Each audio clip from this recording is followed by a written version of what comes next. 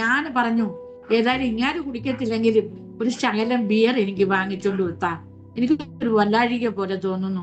ഗ്ലാസ്സിൽ ഒഴിച്ചും വെച്ചു, ഗ്ലാസ് ഇങ്ങനെ ഒഴിച്ചു വെച്ചിരിക്കുക. ഞാൻ ഇത് കുടിക്കാൻ വേണ്ടിട്ട് ചെല്ലുക.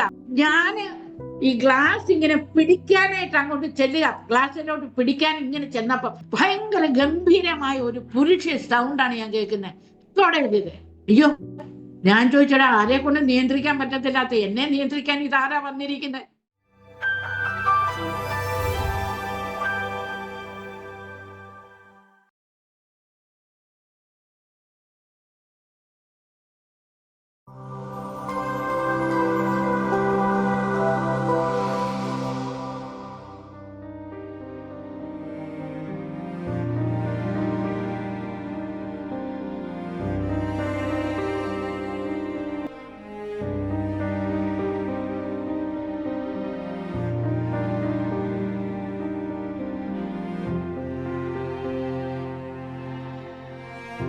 അരോമ ടിവിയുടെ എല്ലാ മാന്യ പ്രേക്ഷകർക്കും വേഗം വരുന്ന കർത്താവായ യേശുക്രിസ്തുവിന്റെ നാമത്തിൽ വന്ദനത്തെയും സ്വാഗതത്തെയും അറിയിക്കുന്നു. അനുഗ്രഹീതവും മനോഹരവുമായ നല്ല നിമിഷങ്ങൾക്കായി, നല്ല ദിവസത്തിനായി ഞാൻ കർത്താവിന് സ്തോത്രം ചെയ്യുന്നു. വീണ്ടും പ്രേക്ഷകരോടൊപ്പം അനുഗ്രഹിക്കപ്പെട്ട ജീവിതാനുഭവം, ദൈവം നടത്തിയ അത്ഭുതകരമായ വഴികളെയും കുറിച്ച് പങ്കുവയ്ക്കേണ്ടതിന് നമ്മുടെ ക്ഷണം സ്വീകരിച്ച് ഇന്ന് നമ്മോടൊപ്പം ജോയിൻ ചെയ്തിരിക്കുന്നത് കർത്താവിൻ്റെ വിലപ്പെട്ട ദാസി പ്രിയ ശാന്തമ ശശി എന്ന ആൻറ്റിയാണ്. തൻ്റെ ജീവിതാനുഭവങ്ങൾ നമുക്ക് ഏവർക്കും ശ്രദ്ധയോടെ, പ്രാർത്ഥനയോടെ, സ്കിപ്പ് ചെയ്യാതെ അവസാനം വരെ കാണുകയും കേൾക്കുകയും ചെയ്യാം. നാം എല്ലാവരും പ്രാർത്ഥനയോടെ ആയിരിക്കുമ്പോൾ കർത്താവിൻ്റെ വിലപ്പെട്ട ദാസി പ്രിയ ശാന്തമ ആൻറ്റിയെ തികഞ്ഞ സ്നേഹത്തോടും ആദരവോടും കൂടി അരോമറ്റയുടെ പ്രേക്ഷകരോടൊപ്പം സമയം ചെലവഴിക്കുന്നതിനായിട്ട് ഞങ്ങൾ സ്വാഗതം ചെയ്തോളൂ. Praise the lord aunty. Praise the lord everybody. യേശുക്രിസ്തുവിന്റെ നാമത്തിൽ എന്റെ ഹൃദയംഗമമായ പ്രൈസ് ദി ലോർഡ് എല്ലാവർക്കും. എന്റെ പേര് ശാന്തമ്മ ശശി എന്നാണ്. ഒത്തിരി ശാന്തമ്മമാരെ ഉള്ളത് കൊണ്ട് ശശി ഭർത്താവിന്റെ പേരോട് ചേർത്ത് ശാന്തമ്മ ശശി. ഞാനിപ്പോൾ ദുർഗ്, ഛത്തീസ്ഗഡ് ഡിസ്ട്രിക്ട് സ്റ്റേറ്റിലുള്ള ദുർഗ് ഡിസ്ട്രിക്ട് ബോർത്തി എന്ന് പറയുന്ന സ്ഥലത്ത് നിന്നാണ് സംസാരിക്കുന്നത്. എന്റെ വീട്ടിൽ ഭർത്താവുണ്ട്, മകനുണ്ട്, മകളുണ്ട്, മരുമകനുണ്ട്, കൊച്ചുമക്കളുണ്ട്. മോക്ക് ഒരു മോൻ, മോന് ഒരു മോള്. എല്ലാവരും എന്റെ കൂടെ തന്നെ ഉണ്ട്. ഞാൻ ജനിച്ചതും വളർന്നതും കോട്ടയം ഡിസ്ട്രിക്റ്റിലുള്ള ചങ്ങനാശ്ശേരി താലൂക്ക് കറുകച്ചാൽ കൂത്രപ്പള്ളി എന്ന സ്ഥലത്താണ് ഞാൻ ജനിച്ചതും വളർന്നതും. ഏതാണ്ട് 25 വയസ്സ് വരെ ഞാൻ കൂത്രപ്പള്ളിയിൽ ഉണ്ടായിരുന്നു. എൻ്റെ ബാല്യകാലം നല്ല സന്തോഷമായിട്ടാണ് എൻ്റെ ബാല്യകാലം.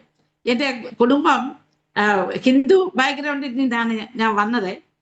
എൻ്റെ വീട്ടിൽ എനിക്ക് 2 സഹോദരങ്ങളും 5 സഹോദരികളും ഉണ്ട്. ഞാൻ ആ വീട്ടിലത്തെ ഏറ്റവും ഇളയ ആളാണ്, ഏറ്റവും ഇളയ സന്താനമാണ്. അതുകൊണ്ട് എല്ലാവരും കൂടെ ലാളിച്ച് എന്നെ വളർത്തി എന്ന് പറഞ്ഞാൽ മതി. പക്ഷെ എൻ്റെ വീട് വലിയ ഭക്തി നിർഭരമായ ഒരു വീടല്ലായിരുന്നു. എൻ്റെ ഫാദർ രാമൻ വൈദ്യൻ, വൈദ്യപരിവാറാണ്. എൻ്റെ അച്ഛൻ്റെ പേര് രാമൻ വൈദ്യൻ എന്നാണ്. അമ്മ കുഞ്ഞുങ്ങളെ വളർത്താനുള്ള 8 കുഞ്ഞുങ്ങളെ വളർത്താനുള്ള ബുദ്ധിമുട്ടിൽ അമ്മ അതിനു വേണ്ടി കഷ്ടപ്പെട്ടു. ഞാൻ വളർന്ന ഏറ്റവും ഇളയ കുഞ്ഞുങ്ങളാണ്. എൻ്റെ ബാല്യകാലം എന്ന് പറഞ്ഞാൽ അടുത്തുള്ള കുഞ്ഞുങ്ങളുമായിട്ട് ഞങ്ങൾ ഈ അത്തപ്പൂ ഇടാൻ വേണ്ടി, ഓണത്തിന് അത്തപ്പൂ ഇടാൻ വേണ്ടി വെളുപ്പിന് 5:30 ആകുമ്പോൾ എഴുന്നേറ്റ് മറ്റുള്ളവരുടെ വീടുകളിലെ പൂ മോഷ്ടിക്കാനായിട്ട് പോകുന്ന അനുഭവമുള്ള കാര്യങ്ങളൊക്കെ ഞാൻ ചെയ്യുമായിരുന്നു. ഞങ്ങൾ കൂട്ടുകാർ കൂടി ചെയ്യുമായിരുന്നു. അങ്ങനെ അത്തപ്പൂ ഇടുകയും അങ്ങനെയൊക്കെ ചെയ്യുമായിരുന്നു. ഞാൻ കുഞ്ഞിലെ ഒരു അധികപ്രസംഗിയായിരുന്നു. എൻ്റെ വീട്ടിലത്തെ ഞാൻ എന്നെ തന്നെ പരിചയപ്പെടുത്തുകയാണ്. എന്നെ ഒരു അധികപ്രസംഗി എന്നാണ്. കാര്യം 7 ആൾക്കാർ എന്നെക്കാളും വലിയ പ്രായമുള്ളവരാണ്. എൻ്റെ മൂത്ത ചേട്ടനും സഹോദരിയും ഒക്കെ എന്നെക്കാളും 18, 20 വയസ്സിന് മൂപ്പുള്ള. ഞാൻ ജനിച്ചത് 1954 നവംബറിലാണ്. അപ്പൊ അവരെന്നെക്കാളും 10, 18 വയസ്സ് മൂപ്പുള്ളവരാന്ന് പറയുമ്പോൾ ഞാൻ ആ വീട്ടിലത്തെ ഏറ്റവും കുഞ്ഞായിരുന്നു. അപ്പൊ എൻ്റെ അധികപ്രസംഗമൊക്കെ അവർ സഹിച്ചു. എന്നെ അങ്ങനെ കൂടുതലായിട്ട് യാതൊരു വിധത്തിലുള്ള കുഴപ്പങ്ങളുമില്ല. ഞാൻ എൻ്റെ ഇഷ്ടത്തിന്, പിന്നെ എന്തെങ്കിലും അധികപ്രസംഗമൊന്നുമില്ല. എന്തെങ്കിലും അനീതി കണ്ടാൽ ഞാൻ എതിർക്കും. അത് കുഞ്ഞിലേ തൊട്ടേ എൻ്റെ സ്വഭാവമാണ്. എനിക്ക് അനീതി സഹിക്കാൻ പറ്റത്തില്ല. എനിക്ക് ദയയുണ്ട്, കരുണയൊക്കെ ഉണ്ട്. ആരെങ്കിലും എന്തെങ്കിലും, അത് വീട്ടിലാണേലും പോലും എന്തെങ്കിലും അനീതിപരമായിട്ട് ആരെങ്കിലും പറഞ്ഞ് ഞാൻ അതിനെ എതിർക്കും. അത് തെറ്റാണ്. അന്ന് ജാതി മത ഭേദം ഒക്കെയുള്ള സമയമാണ്. വീട്ടിൽ നിന്ന് വെള്ളം കോരിക്കത്തില്ല, അങ്ങനെയൊക്കെയുള്ള സമയം. അതൊക്കെ എതിർപ്പാണ്. കുഞ്ഞിലെ തന്നെ എനിക്ക് അങ്ങനെ ഉള്ള ഒരു കാര്യം ഉണ്ടായിരുന്നു. ഞാൻ വളർന്നു വന്നപ്പം ഞാൻ കമ്മ്യൂണിസ്റ്റ് ചിന്താഗതിക്കാരാണ്. എൻ്റെ സഹോദരനും എൻ്റെ അച്ഛനും ഒക്കെ കമ്മ്യൂണിസ്റ്റ് ചിന്താഗതിക്കാരാണ്, വിപ്ലവവാദികളാണ്. എൻ്റെ വീട്ടില് വലിയ ഭക്തി നിർഭരമായ വീടല്ലായിരുന്നു എൻ്റെ. അമ്മ മാത്രം എന്തോ ചെയ്യും, ഈ സന്ധ്യ ആകുമ്പോഴത്തേക്ക് രാമന്റെ ജപം ജപിക്കും അമ്മ. അങ്ങനെ അപ്പം മറ്റുള്ള ആൾക്കാരൊക്കെ പോയി, മറ്റു സഹോദരികളൊക്കെ വിവാഹം കഴിച്ചു വിട്ടു. വീട്ടിൽ ഞാനും എൻ്റെ ഒരു സഹോദരിയായി. വലിയ ആൾക്കാരൊക്കെ അവർക്ക് ഗവൺമെന്റ് ഉദ്യോഗസ്ഥരായി. രണ്ടാങ്ങളമാരും ഗവൺമെന്റ് ഉദ്യോഗസ്ഥരായിരുന്നു. എൻ്റെ ചേച്ചിയും ബാങ്ക് ജോലിക്കാരിയായിരുന്നു. പഠിക്കാനായിട്ട് മണ്ടരായിരുന്നവരെ സഹോദരികളെ വിവാഹം കഴിച്ചയച്ചു. പിന്നെ ഞാനും എൻ്റെ ഒരു സഹോദരി, അവർ BEd വരെ പഠിച്ചു, ടീച്ചറായി. അങ്ങനെ വളർന്നു വന്ന ഒരു കുടുംബമാണ്. ഇപ്പൊ എനിക്ക് എൻ്റെ എൻ്റെ 2 സഹോദരങ്ങളുമില്ല, എൻ്റെ 4 സഹോദരികളുമില്ല. എനിക്കിപ്പൊ ജീവനോടെയുള്ള ഒറ്റ ഒരു സഹോദരി, എൻ്റെ 4 വയസ്സിന് മൂപ്പുള്ള ഒരു സഹോദരി മാത്രമേ ഇന്ന് ജീവിച്ചോടെ ഇരിപ്പുള്ളൂ. ബാക്കിയുള്ളവരെല്ലാം ഈ ലോകം വിട്ട് മറഞ്ഞു. ഞാനുണ്ട്. അപ്പൊ ഞാനപ്പം ഇങ്ങനെ നാമം ജപിക്കാൻ നേരത്തേക്ക് ഞാനിങ്ങനെ അമ്മ എന്നെ നാമം ജപിക്കാനായിട്ട് പഠിപ്പിക്കും. ഞാൻ രാമന്റെ ജീവചരിത്രം ഇങ്ങനെ കേട്ട് ഇങ്ങനെ ഇരിക്കുമ്പോഴത്തേക്ക് എനിക്ക് ഒരു ചിന്താഗതി ഉണ്ട്. ഇത് ഈ അന്ന് തൊട്ടേ എനിക്ക് വഞ്ചന, കള്ളത്തരം, ഇതൊക്കെ എൻ്റെ മനസ്സിൽ, നമുക്കറിയത്തില്ല, ദൈവം നമ്മുടെ ഉള്ളിൽ തന്നെ 10 കൽപ്പന ഇട്ടിട്ടുണ്ട്. അതുകൊണ്ട് നമുക്കറിഞ്ഞൂടല്ല, ഞങ്ങൾ ഹിന്ദു അല്ലേ, 3000 കോടി ദേവതകളെ ഭരിക്കുന്ന ആൾക്കാരല്ലേ. അങ്ങനെ വന്നപ്പോ അമ്മ ഈ നാമം ചെല്ലുന്ന സമയത്ത് എനിക്കൊരു 10-15 വയസ്സൊക്കെ ആകുമ്പോൾ ഞാൻ അമ്മയോട് എതിർക്കാൻ തുടങ്ങി. ഈ നാമം ജപി എനിക്ക് ഇഷ്ടമല്ല അമ്മേ. ഇതെന്തുവാ ഇതിങ്ങനെയൊക്കെ? മനുഷ്യനേക്കാളും താഴ്ന്ന ദൈവങ്ങള്, ഇവരെയൊക്കെ ഞാൻ ദൈവമെന്ന് വിളിക്കണോ? ഞാനും അമ്മയും കൂടെ തർക്കം തുടങ്ങി. അമ്മ പറഞ്ഞത് നീ ദൈവത്തെയെങ്കിലും ഭയപ്പെടേ, അതേ പ്രസംഗി നീ ദൈവത്തെയെങ്കിലും ഭയപ്പെടുമോളെ എന്ന് പറഞ്ഞപ്പോ ഞാൻ ചോദിച്ചു, അമ്മ ഏത് ദൈവത്തെയാ ഞാൻ ഭയപ്പെടേണ്ടത്? അപ്പൊ സത്യം പറയുക, എന്റെ പേഴ്സണലാണ് കേട്ടോ, എന്റെ പേഴ്സണലാണ്, വ്യക്തിപരമാണ്. മറ്റുള്ള എനിക്ക് ഹിന്ദു ദൈവങ്ങളെ ഇഷ്ടമല്ലായിരുന്നു. അവരുടെ ഒക്കെ ലീലകളാണെന്നാ പറയുന്നത്. രാമന്റെ ലീല, കൃഷ്ണന്റെ ലീല. എന്നാൽ എനിക്ക് ഇവരുടെ ഒന്നും ലീല ഇഷ്ടമല്ല. കാര്യം ഇവർക്ക് നമ്മുടെ ബൈബിളിന്റെ എതിരായിട്ടുള്ള എല്ലാ കാര്യങ്ങളും ഇവർ ചെയ്യുന്നുണ്ട്. അപ്പം അങ്ങനെ ഇരിക്കുന്ന ഈ ദൈവങ്ങളെ വഞ്ചന, മോഷണം, ഇതെല്ലാം ചെയ്യുന്ന ദൈവങ്ങളായിട്ട് വിളിക്കണം. ഞാൻ അന്ന് തൊട്ടേ ഞാൻ ഈ ഹിന്ദു ദൈവങ്ങളെ ഞാൻ എതിർത്തു. കാര്യം എന്നാന്ന് ചോദിച്ചാൽ, ഞാൻ എൻ്റെ മെയിൻ പോയിന്റ് ഹിന്ദു ദൈവങ്ങളെ എതിർക്കാൻ, രാമനെ എതിർക്കാനുള്ള കാര്യം എന്താന്ന് ചോദിച്ചാൽ, അഗ്നിപ്രവേശനം ചെയ്ത് സ്വന്തം ഭാര്യയെ വീട്ടിൽ കൊണ്ടുവന്ന് 10 മാസം ഗർഭിണിയായിരുന്ന സ്വന്തം ഭാര്യയെ വനത്തിലേക്ക് കൊല്ലുവാൻ സഹോദരന്റെ കൈ കൊടുത്തയക്കുന്ന ഒരാളെ ഞാൻ ദൈവമെന്ന് വിളിക്കണോ, ഭഗവാനെന്ന് വിളിക്കണോ? എനിക്ക് നിങ്ങളുടെ ദൈവം വേണ്ട. പിന്നെ കൃഷ്ണന്റെ കാര്യം പറയുകയും വേണ്ട. ചെറുപ്പത്തിലെ മോഷണം തുടങ്ങി, പിന്നെ അങ്ങാടി ചെയ്തിരിക്കുന്ന ലീലകളൊക്കെ ഞാൻ പറയുന്നില്ല, എല്ലാം അറിയാവുന്നതാണ്. അതുകൊണ്ട് ഞാൻ പറഞ്ഞു എനിക്ക് അതും വേണ്ട. പിന്നെ കുഞ്ഞിനെ തന്നെ ഞാൻ ആകാശത്തോട്ട് നോക്കി ചോദിക്കുമായിരുന്നു, ഇതൊക്കെ ആരാ ഉണ്ടാക്കിയത്? ഇതെങ്ങനെ ഉണ്ടായി ഇതൊക്കെ? എന്നാൽ ഒരു ശക്തിയുണ്ട്. കുഞ്ഞിലെ എൻ്റെ മനസ്സിലാണ് ഒരു ശക്തിയുണ്ട്. അതായത് ഭഗവാന് ഒന്നുമല്ല, ഒരു ശക്തിയുണ്ട്. ഞാനത് വിശ്വസിക്കുമായിരുന്നു, ഒരു ശക്തി. പക്ഷെ ആരാന്ന് എനിക്ക് അറിഞ്ഞൂടാ. ആ ശക്തി ദൈവമേന്ന് വിളിക്കും. അത് ആരാന്ന് എന്താന്ന് ഒന്നും അറിയത്തില്ല. അങ്ങനെ എൻ്റെ വിദ്യാഭ്യാസം, എൻ്റെ ഞാൻ 10ാം ക്ലാസ് വരെ ഞങ്ങളുടെ വീടിന്റെ അടുത്ത് 2 കിലോമീറ്റർ ദൂരമുള്ള NSS ഹിന്ദു സ്കൂളിലാണ് പഠിച്ചത്, എൻ്റെ ഹൈസ്കൂൾ വിദ്യാഭ്യാസം. അതിനുശേഷം ഞാൻ എൻ്റെ കോളേജ് വിദ്യാഭ്യാസം Changanassery NSS Hindu college 72 to 78 ആണ് ഞാൻ ചങ്ങനാശ്ശേരി NSS ഹിന്ദു കോളേജിലെ പഠിച്ച എൻ്റെ സമയം. ഞാൻ ഫിലോസഫി ഡിഗ്രി എടുത്ത ആളാണ്. ഫിലോസഫിയാണ് ഞാൻ പഠിച്ചത്. ഞാൻ അങ്ങനെ വളർന്നു വന്നപ്പം ഞങ്ങളുടെ വീടിന്റെ 4 വശത്തും ക്രിസ്ത്യൻസാ. അത് എല്ലാ വിഭാഗത്തിലുള്ള ക്രിസ്ത്യൻസ് ഉണ്ട്. റോമൻ കാത്തലിക്സ് ഉണ്ട്, യാക്കോബയുണ്ട്, മർത്തോമയുണ്ട്, CSI ഉണ്ട്, CMS ഉണ്ട്, എല്ലാ ക്രിസ്ത്യൻസും ഉണ്ട്. അപ്പൊ പല വരുമ്പം റോമൻ കാത്തലിക്സ് എന്ന് പറഞ്ഞാൽ ഹൈഫൈ ലോഗ്, അല്ലാത്തവരൊക്കെ താന്നവരെ, പെന്തക്കോസ്തുകാരെന്ന് പറഞ്ഞാൽ കരുത്തേരുമില്ല, കാതേരുമില്ല, ഏറ്റവും താണ ആൾക്കാര്. അയ്യോ, അപ്പൊ എനിക്ക് തന്നെ തോന്നുമായിരുന്നു, അയ്യോ ഈ ഒരേ ദൈവത്തിലായിട്ടും ഈ ആൾക്കാരൊക്കെ ഇങ്ങനെ മാറുന്നത്. പെന്തക്കോസ്തുകാരെന്ന് പറഞ്ഞാല് അവർക്ക് ഒന്നുമില്ലാത്ത അവസ്ഥയാണല്ലോ എന്നൊക്കെ പറഞ്ഞാലും ഞാൻ ഈ ക്രിസ്ത്യൻ ദൈവത്തെ ഞാൻ സ്നേഹിച്ചിരുന്നു. സത്യം പറയുക. അപ്പൊ ഈ ക്രിസ്ത്യാനികൾ എന്തോ ചെയ്യും, അവരുടെ ക്രിസ്തുമസിനും ഈസ്റ്ററിനും ഒക്കെ അവരുടെ വീട്ടിലുണ്ടാക്കുന്ന പലഹാരങ്ങളെല്ലാം ഞങ്ങളുടെ വീട്ടിൽ കൊണ്ട് തരും, ഞങ്ങൾക്ക് കഴിക്കാനായിട്ട് തരും. അപ്പൊ യേശു ക്രിസ്തുവിന്റെ ക്രൂശിത രൂപം, അത് ഹിന്ദു ദൈവങ്ങളെല്ലാം രക്തം അങ്ങോട്ട് കൊടുക്കണം, അത് യേശു ക്രിസ്തു ക്രിസ്ത്യാനിയുടെ ദൈവം രക്തം ഇങ്ങോട്ട് തന്നു, ക്രൂശിൽ തൂങ്ങി ജീവൻ രക്ഷിച്ചു, മാനവരെ രക്ഷിച്ചു. ഇതൊന്നും എനിക്ക് അറിഞ്ഞൂടാ. ഇങ്ങനൊക്കെ ക്രിസ്ത്യാനികൾ പാന ദുഃഖ വെള്ളിയാഴ്ചയുടെ അന്ന് ഇവർ പാന വായിക്കുമ്പോൾ കരഞ്ഞുകൊണ്ടിരുന്ന് വായിക്കുമ്പോൾ അതൊക്കെ ഞാൻ ശ്രദ്ധിക്കാറുണ്ട്. അപ്പൊ ഈ ക്രിസ്ത്യാനിയുടെ ദൈവം ഹിന്ദു ദൈവത്തെ പോലെ അല്ലല്ലോ. ക്രിസ്ത്യാനിയുടെ ദൈവത്തിന് ഒരു പ്രത്യേകതയുണ്ട്. അപ്പൊ ഞാൻ വിചാരിച്ചു, ഇത് ഈ ക്രിസ്ത്യാനിയുടെ ദൈവത്തെ ഞാൻ സ്നേഹിച്ചു. ആരാന്നൊന്നും എനിക്കറിയത്തില്ല. ക്രിസ്ത്യാനിയുടെ ദൈവം, ആ ക്രിസ്ത്യാനിയുടെ ദൈവത്തെ എനിക്ക് സ്നേഹമായിരുന്നു. യേശുവാണ് അവർ ക്രിസ്ത്യാനിയുടെ ദൈവമാണ്. അങ്ങനെ എൻ്റെ കോളേജ് വിദ്യാഭ്യാസം നടന്നുകൊണ്ടിരിക്കുന്ന സമയത്ത് ഞാൻ ബി എ പഠിച്ചുകൊണ്ടിരിക്കുന്ന ഫിലോസഫിയിൽ പഠിച്ചുകൊണ്ടിരിക്കുന്ന സമയത്ത് പ്രൊഫസർ ലെക്ചർ ചെയ്യുക. പ്രൊഫസർ ലെക്ചർ ചെയ്തപ്പോൾ പ്രൊഫസർ പറഞ്ഞു, മതങ്ങള് ഒരിടത്തേക്ക്, നമ്മുടെ ലക്ഷ്യം ഒരിടമാണ്, മോക്ഷമാണ്. ഈ മതങ്ങൾ എന്ന് പറഞ്ഞാൽ പല വഴികളാണ്. ഇന്ത്യൻ ഫിലോസഫിയിൽ എന്നെ ഞങ്ങളെ പഠിപ്പിക്കുക. അപ്പൊ പറഞ്ഞു, മതങ്ങൾ എന്ന് പറഞ്ഞാൽ പല വഴികള്, ഒരേ സ്ഥലത്തെത്താനുള്ള മോക്ഷപ്രാപ്തിക്ക് വേണ്ടിയുള്ള പല വഴികളാണ് മതങ്ങൾ എന്ന് ഒരു ദിവസം ലെക്ചർ തരുക സാറ്. അപ്പൊ ഞാൻ അവിടെ ഇരിക്കുന്നുണ്ട്. അപ്പൊ ഉദാഹരണവും പറഞ്ഞു, ഇപ്പൊ നമ്മുടെ കോളേജിൽ വരണമെങ്കിൽ ഏതെല്ലാം വഴിയിൽ കൂടിയാണ് വരുന്നത്? നമ്മുടെ കോളേജിലേക്ക് പല വഴികളിൽ കൂടിയല്ലേ വരുന്നത്. അങ്ങനെ പല വഴികളിൽ കൂടി വരുന്ന ഇതാണ് പിന്നെ മതത്തെ പറ്റി അങ്ങനെയാണ് പറഞ്ഞത്. അപ്പൊ അങ്ങനെയാണെങ്കിൽ ഞാൻ വിചാരിച്ചു, എന്നാ ഞാന് ഈ ക്രിസ്ത്യാനിയുടെ ദൈവത്തിനോട് ഞാനങ്ങ് പോക്കാളെ. ചുമ്മാ പറയുക, ഇരുന്ന് അതൊന്നും അറിയത്തില്ല, സത്യം പറയുക, ചുമ്മാതെ പറയുക. അങ്ങനെയാണെങ്കിൽ ഞാന് ഈ ക്രിസ്ത്യാനിയുടെ ദൈവത്തിന്റെ കൂടെ അങ്ങ് പോക്കോളാം. രക്ഷിതത്വമല്ലോ, ഏത് മതത്തിൽ കൂടെ പോയാലും ഒരിക്കലല്ലേ എത്തുന്നെന്ന് വിചാരിച്ചു. അങ്ങനെ അതൊന്നുമില്ല. എങ്ങനെ എൻ്റെ ജീവന്റെ എൻ്റെ ഉള്ളിലുണ്ട് ക്രിസ്തുവിന്റെ ആ കുരിച്ചു രൂപവും ഒക്കെ എനിക്കറിയാം. ഇത് ദൈവമാണെന്നല്ല, ക്രിസ്ത്യാനിയുടെ ദൈവം. അങ്ങനെ എൻ്റെ കോളേജ് വിദ്യാഭ്യാസം കഴിയുകയാണ്. അതിനിടയിൽ 75 to 78 എൻ്റെ ഡിഗ്രിയുടെ സമയം.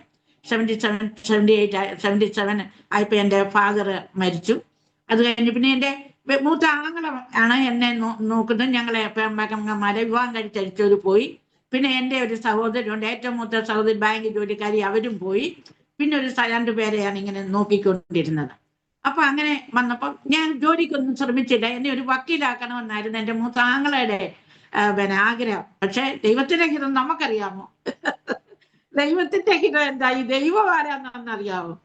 എനിക്ക് പഠിക്കാനൊന്നും വലിയ താല്പര്യമൊന്നുമില്ലായിരുന്നു. അതേ ഗ്ലോറി. അങ്ങനെ ഞാൻ ഇങ്ങനെ ഇരുന്നപ്പോഴ് ഞാൻ പിന്നെ ചുമ്മാതെ നിൽക്കണ്ടല്ലോ എന്ന് പറഞ്ഞ് ഞാൻ പോയി ഷോർട്ട് ഹാൻഡ് ടൈപ്പൊക്കെ പഠിച്ചു. ഷോർട്ട് ഹാൻഡൊക്കെ പഠിച്ചു. അങ്ങനെ പഠിച്ചുകൊണ്ട് ഇരുന്നപ്പോഴത്തേക്ക് അങ്ങനെ ഇരിക്കുക. അപ്പൊ എനിക്ക് സമയമായി. ഞാൻ ജോലിക്കൊന്നും അന്വേഷിച്ചില്ല, എന്നോട് വീട്ടിലോട്ട് ആരും പറഞ്ഞുമില്ല. അങ്ങനെ ഇരിക്കുമ്പോഴത്തേക്ക് എൻ്റെ വിവാഹ കാര്യത്തിന് വരികയാണ് 81 എൻ്റെ വിവാഹം എന്ന് പറഞ്ഞാൽ ഒരു വിപ്ലവവാദിയായ അലിയപ്രസംഗിയായ ഞാൻ ഞാൻ എൻ്റെ അച്ഛന് വൈദ്യപരിവാറിൽ ജനിച്ചു. ഞാൻ പക്ഷെ സ്വർഗത്തിൽ ദൈവമാണ് തീരുമാനിക്കുന്നതെന്നൊന്നും അന്നൊന്നും അറിഞ്ഞുകൂടാ. സ്വർഗത്തിൽ കൂട്ടി യോജിച്ചതിനെ ഇവിടെ ഭൂമിയിൽ ആർക്കും വേർപെടുത്താൻ പറ്റിയില്ല. അതിന് ജാതിയില്ല, മതമില്ല, ഒന്നുമില്ല.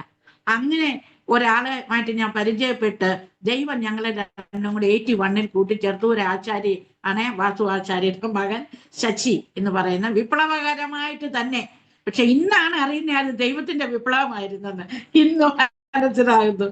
അപ്പം അങ്ങനെ തന്നെ. അപ്പൊ വീട്ടുകാർക്കാർക്കും ഇഷ്ടപ്പെടാം. എന്നാലും ഞങ്ങള് ദൈവഹിതമാണെന്ന് അറിയത്തില്ലല്ലോ. അങ്ങനെ ഞങ്ങള് ഒരുമിക്കുകയാണ്. ഞങ്ങള് തക്ക തുണയെ ദൈവം തന്നു. ഒരു നിരീശ്വരവാദിയാണ്, ഒരു ദൈവത്തിനും വിശ്വാസമില്ലാത്ത ഒരു മനുഷ്യൻ, ഒരു എത്തീസ്റ്റിന് എനിക്ക് തന്നു. ഞാനും അമ്പലത്തിനും പള്ളിയിലും എങ്ങും പോകുന്നില്ല. ഞാനൊരു ദൈവം ഉണ്ടെന്ന് വിളിക്കുന്നുണ്ട്. അങ്ങനെ അപ്പൊ പുള്ളിക്കാരൻ പട്ടാളക്കാരനായിരുന്നു. CRPF-ൽ 8 വർഷം ജോലി ചെയ്തു. അത് റിസൈൻ ചെയ്തിട്ട് ഓട്ടോമൊബൈൽ എഞ്ചിനീയറിംഗിന് പഠിക്കുകയായിരുന്നു. ആ ഓട്ടോമൊബൈൽ എഞ്ചിനീയറിംഗ് പഠിച്ചു. ഞങ്ങൾക്ക് അന്ന് വർക്ക്ഷോപ്പാണ്, നാട്ടിൽ തന്നെ വർക്ക്ഷോപ്പാണ് ഇടുക്കി ഡിസ്ട്രിക്റ്റിൽ. അപ്പൊ ഞങ്ങൾ അവിടെ താമസിച്ചിരിക്കുമ്പോൾ പുള്ളിക്കാരന്റെ ഒരു സഹോദരൻ ഇവിടെ അന്നിവിടെ മധ്യപ്രദേശാണ്, ഇപ്പൊ ഛത്തീസ്ഗഡ് ആയത്. 2000-ലാണ് ഛത്തീസ്ഗഡ് ആയത്. ആ സമയത്ത് മധ്യപ്രദേശ മൊത്തം ഒരുമിച്ചാണ്. അപ്പൊ ഈ മധ്യപ്രദേശ് ബിലാസ്പൂർ എന്ന സ്ഥലത്ത് ഒരു സഹോദരനുണ്ടായിരുന്നു. ആ സഹോദരനോട് വിവരം അറിയിച്ചു. ആ ചേട്ടനോട് പറഞ്ഞു, ചേട്ടാ ഞങ്ങൾ ഒന്ന് കറങ്ങാനായിട്ട് വരികയാ എന്ന് പറഞ്ഞു. അപ്പൊ ചേട്ടൻ പറഞ്ഞു, വാടാ നിങ്ങൾ വാ എന്ന് പറഞ്ഞു. അങ്ങനെ ഞങ്ങൾ രണ്ടുപേരും കൂടെ മെയ് മാസം ഞങ്ങൾ വർക്ക്ഷോപ്പ് അവിടുത്തെ മെക്കാനിക്കിനെ ഏർപ്പെടുത്തിയിട്ട് ഞങ്ങൾ അവിടെ നിന്ന് നാട് വിടുകയാണ്, കേരളം വിടുകയാണ്. 81 മെയ്യിൽ ഞങ്ങൾ കേരളം വിട്ടു. ഇവിടെ വന്നു, സഹോദരനെ കണ്ടു. അപ്പൊ ഞങ്ങളുടെ ഒരു അച്ഛന്റെ ഒരു അനിയൻ ഇവിടെ ഉണ്ട്, എന്റെ ഭർത്താവിന്റെ, പുള്ളിക്കാരനെ കണ്ടു. ഞങ്ങൾ അവിടെ താമസിക്കുക. അപ്പം പറയുന്നു, ഞങ്ങൾ ഇവിടെ താമസിക്കാൻ വന്നതല്ല, ഞങ്ങൾ പെട്ടെന്ന് തിരിച്ചു പോവുകയാണ്, ഞങ്ങൾക്ക് തിരിച്ചു പോകണം എന്ന് പറഞ്ഞു. അപ്പൊ ചേട്ടനും പറഞ്ഞു, നിങ്ങൾ തിരിച്ചു പോകും എന്ന് പറഞ്ഞു. കാര്യം എനിക്ക് ചക്കയും മാങ്ങായും ഒക്കെ തിന്നുന്നതാണ് എനിക്ക് ഇഷ്ടം, അതുകൊണ്ടാണ് ഞാൻ CRP എന്നൊക്കെ റിസൈൻ ചെയ്തത്, എനിക്ക് കേരളമാണ് എനിക്കിഷ്ടം എന്ന് പറഞ്ഞു. പക്ഷെ സത്യം പറയട്ടെ, നമ്മളെ വിളിക്കുന്ന ദൈവം ആരാ? കർത്താവ് പറയുന്നു, നിങ്ങൾ എന്നെയല്ല തെരഞ്ഞു വിളിച്ചത്, ഞാൻ നിന്നെ തെരഞ്ഞു വിളിച്ചതാ. ഓ മൈ ഗോഡ്, അന്നൊന്നും അറിയത്തില്ലല്ലോ, ഈ തെരഞ്ഞു വിളിപ്പിന്റെ കാര്യമൊന്നും അറിയത്തില്ല. പക്ഷെ ഞങ്ങൾ ഇവിടെ വന്ന് ഞങ്ങളെ കേരളത്തിന് തിരിച്ചു വിട്ടില്ല. ഞങ്ങൾ ഇവിടെ വന്നു, എന്റെ ഭർത്താവ് ഇവിടെ പണികളൊക്കെ ഉണ്ട്, അന്ന് ഇഷ്ടംപോലെ പണിയുണ്ട്. BSP ഭിലായ് സ്റ്റീൽ പ്ലാന്റ് ഉണ്ട് ഇവിടെ, ഇഷ്ടംപോലെ പണികളെ, ബിൽഡിങ് പണികളും ഒക്കെ ഉണ്ട്. ആശാരി കോൺട്രാക്ട് എടുത്തു. വർക്ക്ഷോപ്പ്, അപ്പൊ കേരളത്തിലെ വർക്ക്ഷോപ്പ് നിർത്തിയിട്ട് ഇവിടെ കൊണ്ടുവന്ന് വർക്ക്ഷോപ്പ് ഇട്ടു 84-ല്. അപ്പൊ 82-ൽ ഒരു മകളുണ്ടായി, 84-ൽ ഒരു മകനുണ്ടായി, 2 കുഞ്ഞുങ്ങൾ ഇതിന്റെ ഇടയ്ക്ക് ഞങ്ങൾക്കുണ്ടായി. അപ്പം 84-ൽ വർക്ക്ഷോപ്പ് ഇട്ടു, ഭയങ്കര ഒരു വർക്ക്ഷോപ്പ്, 6-7 പണിക്കാരും ഒക്കെ ഉള്ള വർക്ക്ഷോപ്പ് ഇങ്ങനെ നടന്നുകൊണ്ട് വന്നപ്പം ദൈവം അതൊന്നും നടത്താൻ സമ്മതിച്ചില്ല. മുന്നോട്ട് പോകാൻ, ഞങ്ങൾ പണപരമായിട്ട് മുന്നോട്ട് പോകാൻ ദൈവം സമ്മതിച്ചില്ല. വിളിച്ചവൻ വിശ്വസ്തനാണ്. ഞങ്ങളെ തെരഞ്ഞു വിളിച്ചവരെ, അവരെ ദൈവം തെരഞ്ഞു വിളിച്ചതാ. കയറിട്ട് പിടിച്ചാൽ പിന്നെ ഒരു രക്ഷയില്ല. അന്ന് കയറ് ഒന്നും അറിയത്തില്ല, ദൈവത്തെ പറ്റി അറിയത്തില്ലല്ലോ. അങ്ങനെ ഇരിക്കുമ്പോഴത്തേക്ക് അവിടെ ഞങ്ങളിവിടെ ഇന്ന് ഈ ലോകപരമായിട്ട് ആളുകൾ എങ്ങനെ ജീവിക്കുന്നു, അങ്ങനെ ഞങ്ങളുടെ ജീവിതം എന്ന് പറഞ്ഞാൽ, അയ്യോ ഇവിടെ 84, 85-ല് ഒക്കെ ഇവിടെ വന്നുള്ള ജീവിതം, ഇന്നത്തെ ഈ ലോകപരമായ ജീവിതം, കഞ്ചാവ്, കള്ള്, കൂട്ടുകാരുണ്ട്, മലയാളി കൂട്ടുകാരുണ്ട്, താശുകളി, ചീട്ടുകളി, ചട്ടകളി, ഇതിലൊക്കെ ഇങ്ങനെ അങ്ങ് മുഴുകി. ചട്ട കളിച്ചാൽ കാശ് കിട്ടും, അതുകൊണ്ട് കള്ള് കുടിക്കുക. ചീട്ട് കളിക്കാൻ ഇഷ്ടംപോലെ ആൾക്കാരെ, കോൺട്രാക്ടേഴ്സ് ആണില്ല, കോൺട്രാക്ടേഴ്സ് വരും. അങ്ങനെ വന്ന് അടിച്ചു പൊളിച്ച് എന്ന് പറയുന്ന പോലെ അങ്ങനെ ഒരു ജീവിതം സൊസൈറ്റി ലേഡിയായിട്ട് മാറുകയാണ്.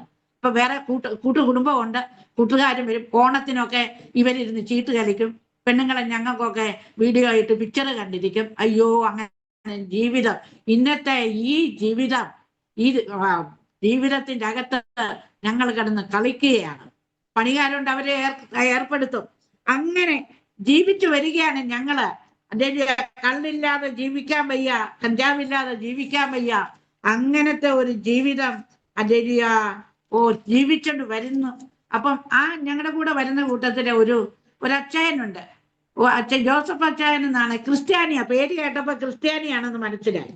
അപ്പൊ ഈ അച്ചായനും എന്റെ ഭർത്താവും കൂടെ, ശശിയും കൂടെ ചിലപ്പോഴൊക്കെ ഇങ്ങനെ അങ്ങോട്ടും ഇങ്ങോട്ടും തർക്കിക്കും. അപ്പൊ ക്രിസ്ത്യാനിറ്റി ഈസ് എ ക്യാൻസർ എന്നാ പുള്ളി എന്റെ ഭർത്താവ് പറയുന്നത്. അച്ഛാ, ക്രിസ്ത്യാനിറ്റിയെ പറ്റി ഒന്നും പറയണ്ട, യേശു ക്രിസ്തു എന്ന് പറയുന്നത് അത് ആ നാട്ടിലെ ഉള്ള ഒരു വിപ്ലവകാരിയായിരുന്നു, അല്ലാതെ ഒന്നുമല്ല. അതുകൊണ്ട് അവരുടെ കാര്യമൊന്നും എന്നോട് പറയണ്ട എന്ന് പറഞ്ഞു. അപ്പൊ ഈ അച്ചായൻ ആരായിരുന്നു? ഒരു യഹോവ സാക്ഷി അച്ചായനായിരുന്നു. ഞങ്ങൾക്കന്ന് യഹോവ സാക്ഷി എന്താണെന്ന് അറിയത്തില്ല. ക്രിസ്ത്യാനി എന്ന് പേര് കേൾക്കുമ്പോ ക്രിസ്ത്യാനിയ അങ്ങനെയല്ലേ വിചാരിക്കുന്നത്. അപ്പൊ ഈ അച്ചായൻ ചർച്ച അങ്ങനെയാണെ, അച്ചായ ഒരു ദൈവം ഉണ്ടെങ്കിൽ ഇന്ന് ഈ ലോകം എന്താ ഇങ്ങനെ പോകുന്നത്? പണക്കാരെ, ദാരിദ്ര്യം ഉള്ളൊരു ഭിക്ഷയാചിക്കുന്നു, ഒരു ഭിക്ഷയാചിക്കുന്നു, ഒരു മാറ്റമില്ല. ഇതാണോ ദൈവം സൃഷ്ടിച്ചത്? ഇങ്ങനെയാണ്. അപ്പൊ അച്ചായൻ പറഞ്ഞ, അല്ല ശശി, നീ എന്നാ പറഞ്ഞാലും ശരിയാ, ദൈവത്തിന്റെ രാജ്യം വരാതെ ഇവിടെ ഒരു മാറ്റവും ഉണ്ടാകത്തില്ല. ദൈവരാജ്യം വരണം, അത് നിനക്കറിയത്തില്ല. ഓ, എന്തോ ദൈവരാജ്യമാ എന്നും പറഞ്ഞ് ഇവർ രണ്ടുപേരും അങ്ങോട്ടും ഇങ്ങോട്ടും പറയായിരുന്നു. അപ്പൊ ഒരു ദിവസം പെട്ടെന്ന് ഈ പുള്ളിക്കാരന് ഒരു വെപ്രാളം, എങ്ങനെയെങ്കിലും കാശുണ്ടാക്കണം. ഇവിടെ കാശുള്ളവർക്ക് വിലയുണ്ട്. എങ്ങനെയെങ്കിലും അതുവരെ ഞങ്ങൾ നല്ല സുഖമായിട്ട് ജോലി ചെയ്ത് 2 കുഞ്ഞുങ്ങള് ഇംഗ്ലീഷ് മീഡിയത്തിൽ പഠിക്കുന്നു, ഞങ്ങൾ വാടകയ്ക്ക് താമസിക്കുന്നു, പണിയുണ്ട്, എല്ലായിട്ടും ഇങ്ങനെ സുഖമായിട്ട് കഴിയാണ്. കള്ളു കുടിക്കുന്നു, ചീട്ട് കളിക്കുന്നു, പുള്ളിക്ക് രാത്രി കഞ്ചാവില്ലാതെ ഉറങ്ങാൻ പറ്റിയില്ല, അങ്ങനെയൊക്കെ ചെയ്യുന്ന ഒരാള്. അപ്പൊ ഞാന് അന്നേരം ഇങ്ങനെ പറഞ്ഞപ്പം ഞാൻ പറഞ്ഞു, എങ്ങനെയെങ്കിലും കാശുണ്ടാക്കണം, അത് മോഷ്ടിച്ചാണെങ്കിലും കാശുണ്ടാക്കണം. അയ്യോ, പെട്ടെന്നൊരു മാറ്റം, എങ്ങനെയെങ്കിലും പണക്കാരനാണ്. അതിന് കൂട്ടുകാര് ഉണ്ട്, അതിന് ചേരുന്ന കൂട്ടുകാരും ഉണ്ടായിരുന്നു. അപ്പൊ ഈ കൂട്ടുകാരെല്ലാരും കൂടെ ചേർന്ന് ഇന്ന ദിവസം ഇന്നയിടത്ത് ഇന്ന സാധനം വരും, അവരുടെ ഒരു പോലീസ്, അവരുടെ ഏതാണ്ട് ഡിപ്പാർട്ട്മെന്റിൽ അവരുടെ മാസ ശമ്പളം വരുന്ന പോലീസുകാരനും ഉണ്ട് ഇവിടെ ഞങ്ങളുടെ കൂടെ ഉണ്ട്, അവിടെ വണ്ടിയൊക്കെ ഓടിക്കുന്നത്, നമുക്ക് ശരിയാക്കാം എന്ന് പറഞ്ഞ്. അപ്പൊ ഞാന് എന്റെ ഉള്ളിൽ കരയാൻ തുടങ്ങി. ഞാൻ എന്റെ ഉള്ളിൽ, എനിക്ക് ആരെയാ വിളിക്കേണ്ടതെന്ന് അറിയത്തില്ല, ദൈവമേന്ന് മാത്രം വിളിക്കും. ഞാൻ പറഞ്ഞു, എന്റെ ദൈവമേ, കർത്താവേ എന്ന് വിളിക്കാൻ അറിയത്തില്ല. എന്റെ ദൈവമേ, ഇത്രയും നാളും നല്ല സുഖമായിട്ട് സന്തോഷമായിട്ട് ഞങ്ങള് അന്നാണേലും അവരുടെയൊക്കെ ലീഡറാ ഞങ്ങൾ എല്ലാവരും, ഞങ്ങളുടെ വീട്ടിലാ വരുന്നത്. ശാന്തമ്മ സിസ്റ്ററിന്റെയും ശശി ബ്രദറിന്റെയും വീട്ടിലാ മറ്റുള്ള മലയാളികളെല്ലാം വരുന്നത്, ഞങ്ങള് ലീഡറാ. അങ്ങനെ ഇരിക്കുമ്പോ ഇവര് പറയുന്നു, ഞാൻ എൻ്റെ മനസ്സിൽ കരയാൻ തുടങ്ങി. എൻ്റെ പൊന്നു ദൈവമേ, ഇതെന്തോ ഈ മനുഷ്യന് സംഭവിച്ചേ, കാശുണ്ടാക്കാനോ അതിനുവേണ്ടി മോഷ്ടിക്കാനോ, ഇതൊക്കെ പറഞ്ഞ് ഞാൻ എൻ്റെ കണ്ണീന്ന് കണ്ണുനീരൊലിച്ചു. ആരെന്നറിയത്തില്ല, ദൈവത്തെ ഒന്ന് വിളിച്ചു വരുത്തി. ഇവര് ചെയ്യാൻ തീരുമാനിച്ചിരുന്ന ആ സമയം ആയപ്പോൾ മഴ എവിടെ നിന്നറിയത്തില്ല, പേരും മഴ. നാല് വശത്തുനിന്നും കാറ്റും മഴയും, തോരാത്ത മഴ. ഓ മൈ ഗോഡ്, ഞാൻ എൻ്റെ നെഞ്ചത്തിന് തടിച്ചു, ദൈവമേ നീ ഇതെന്തോ ചെയ്തത്. അപ്പൊ എല്ലാരും മിണ്ടാതെയായി. അയ്യോ, നമ്മുടെ പണി തെറ്റിപ്പോയല്ലോ എന്നും പറഞ്ഞ് ആ കാര്യം അങ്ങ് കഴിഞ്ഞപ്പം ഈ അച്ചായൻ, ഈ യാക്കോബക്കാരനോ മറ്റായിരുന്ന അച്ചായൻ പിന്നെ യഹോവ സാക്ഷിക്ക് പോയതാ. അപ്പൊ ഈ അച്ചായന് ശശിയോട് പറഞ്ഞു, ഞാൻ നിന്റെ വീട്ടിലോട്ട് 2 പേരെ വിടുന്നുണ്ട്, അവര് വന്ന് നിന്നെ മനസ്സിലാക്കും എന്ന് പറഞ്ഞു. അങ്ങനെ ഈ അച്ചായൻ പോയി 2 ദിവസം കഴിഞ്ഞപ്പോഴത്തേക്ക് അല്ലെങ്കിൽ ഒരു സഹോദരി ഞങ്ങളുടെ വീട്ടിൽ വന്നു. അപ്പൊ പുള്ളിക്കാരനോർത്ത്, ശശി ഓർത്ത് എന്താ സുവിശേഷം പറയാമെന്നാ ഓർത്തെ. ഞാൻ മാത്രമേ ഉള്ളൂ, പുള്ളി കടന്നു കളഞ്ഞു, എനിക്ക് സുവിശേഷം ഒന്നും കേൾക്കണ്ടെന്ന് പറഞ്ഞു. ഞാൻ മാത്രമേ ഉള്ളൂ, എന്നോടൊന്നും പറഞ്ഞില്ല. അങ്ങനെ 3 ആഴ്ച ഇവര് വന്നപ്പോ, 3-ാമത്തെ ആഴ്ച ഇവര് വന്നപ്പോ ഞാൻ ഈ മനുഷ്യനോട് പറഞ്ഞു, മനുഷ്യ ഇപ്രാവശ്യം എങ്കിലും ഒന്നിരിക്കും, പട്ടാളക്കാരനല്ല, ഞാൻ പറഞ്ഞ ഒന്നും കേൾക്കുന്ന ആളൊന്നുമല്ല, ഈ പ്രാവശ്യം എങ്കിലും ഒന്നിരിക്കുക. അവര് 10-15 കിലോമീറ്റർ ദൂരെ നിന്ന് പെട്രോളും മുടക്കി വരിക, അതുകൊണ്ട് ഇനി അവര് വരണ്ടെന്ന് പറയാം, ഒന്നിരിക്കാൻ പറഞ്ഞു. എന്താണേലും ശരിയാ, ദൈവത്തിന്റെ ഓരോ സമയം നോക്കിക്കോണം. അന്ന് പുള്ളിക്കാരൻ നിന്നപ്പോ അവരൊന്നും പറഞ്ഞില്ല, 2 പുസ്തകം എടുത്ത് കൈ കൊടുത്തു. ഈ പുസ്തകം നിങ്ങൾ വായിച്ചോണോ എന്ന് പറഞ്ഞു. ഇംഗ്ലീഷ് പുസ്തകം, ഒന്ന് ഇംഗ്ലീഷ് പുസ്തകം, ഒന്ന് മലയാളവുമാണ്.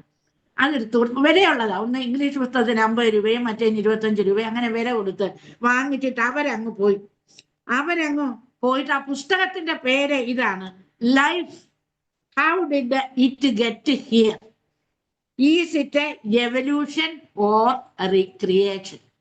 ജീവിതം എങ്ങനെ ഇവിടെ ഉണ്ടായി? വാച്ച് ടവറിന്റെ യഹോവ വാച്ച് ടവറിന്റെ പുസ്തകമാണ്.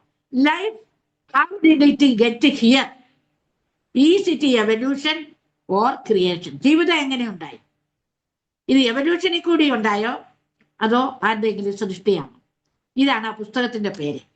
പുസ്തകം കൊണ്ട് ഞങ്ങൾ ലൈബ്രറി പുസ്തക വായനക്കാരാ. അപ്പൊ ഞങ്ങളുടെ ഷെൽഫിൽ അറച്ച് ഇങ്ങനെ നോവൽസ് ഇരിക്കുക, അതിന്റെ കൂടെ കൊണ്ട് ഈ പുസ്തകം കൂടെ അങ്ങ് വെച്ചു, അവരുടെ പുസ്തകം ഇരിക്കുന്നെന്നും പറഞ്ഞ് അങ്ങ് വെച്ചു.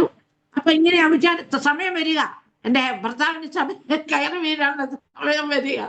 അപ്പൊ അങ്ങനെ ഇരുന്നപ്പോ ഒരു ദിവസം കഞ്ചാവ് അടിച്ച് കറങ്ങി ഇരുന്നിട്ട് പറഞ്ഞു, നമ്മൾ 50 രൂപ കൊടുത്ത് വാങ്ങിച്ച പുസ്തകമല്ലേ, ഇതിൻ്റെ അകത്ത് എന്താണെന്ന് നമുക്കൊന്ന് നോക്കാം എന്ന് പറഞ്ഞ് പുള്ളിക്കാരൻ ഈ പുസ്തകം എടുത്ത് വായിക്കാൻ തുടങ്ങി. അപ്പൊ പുസ്തകം വായിച്ചപ്പം ബൈബിള് വേണം.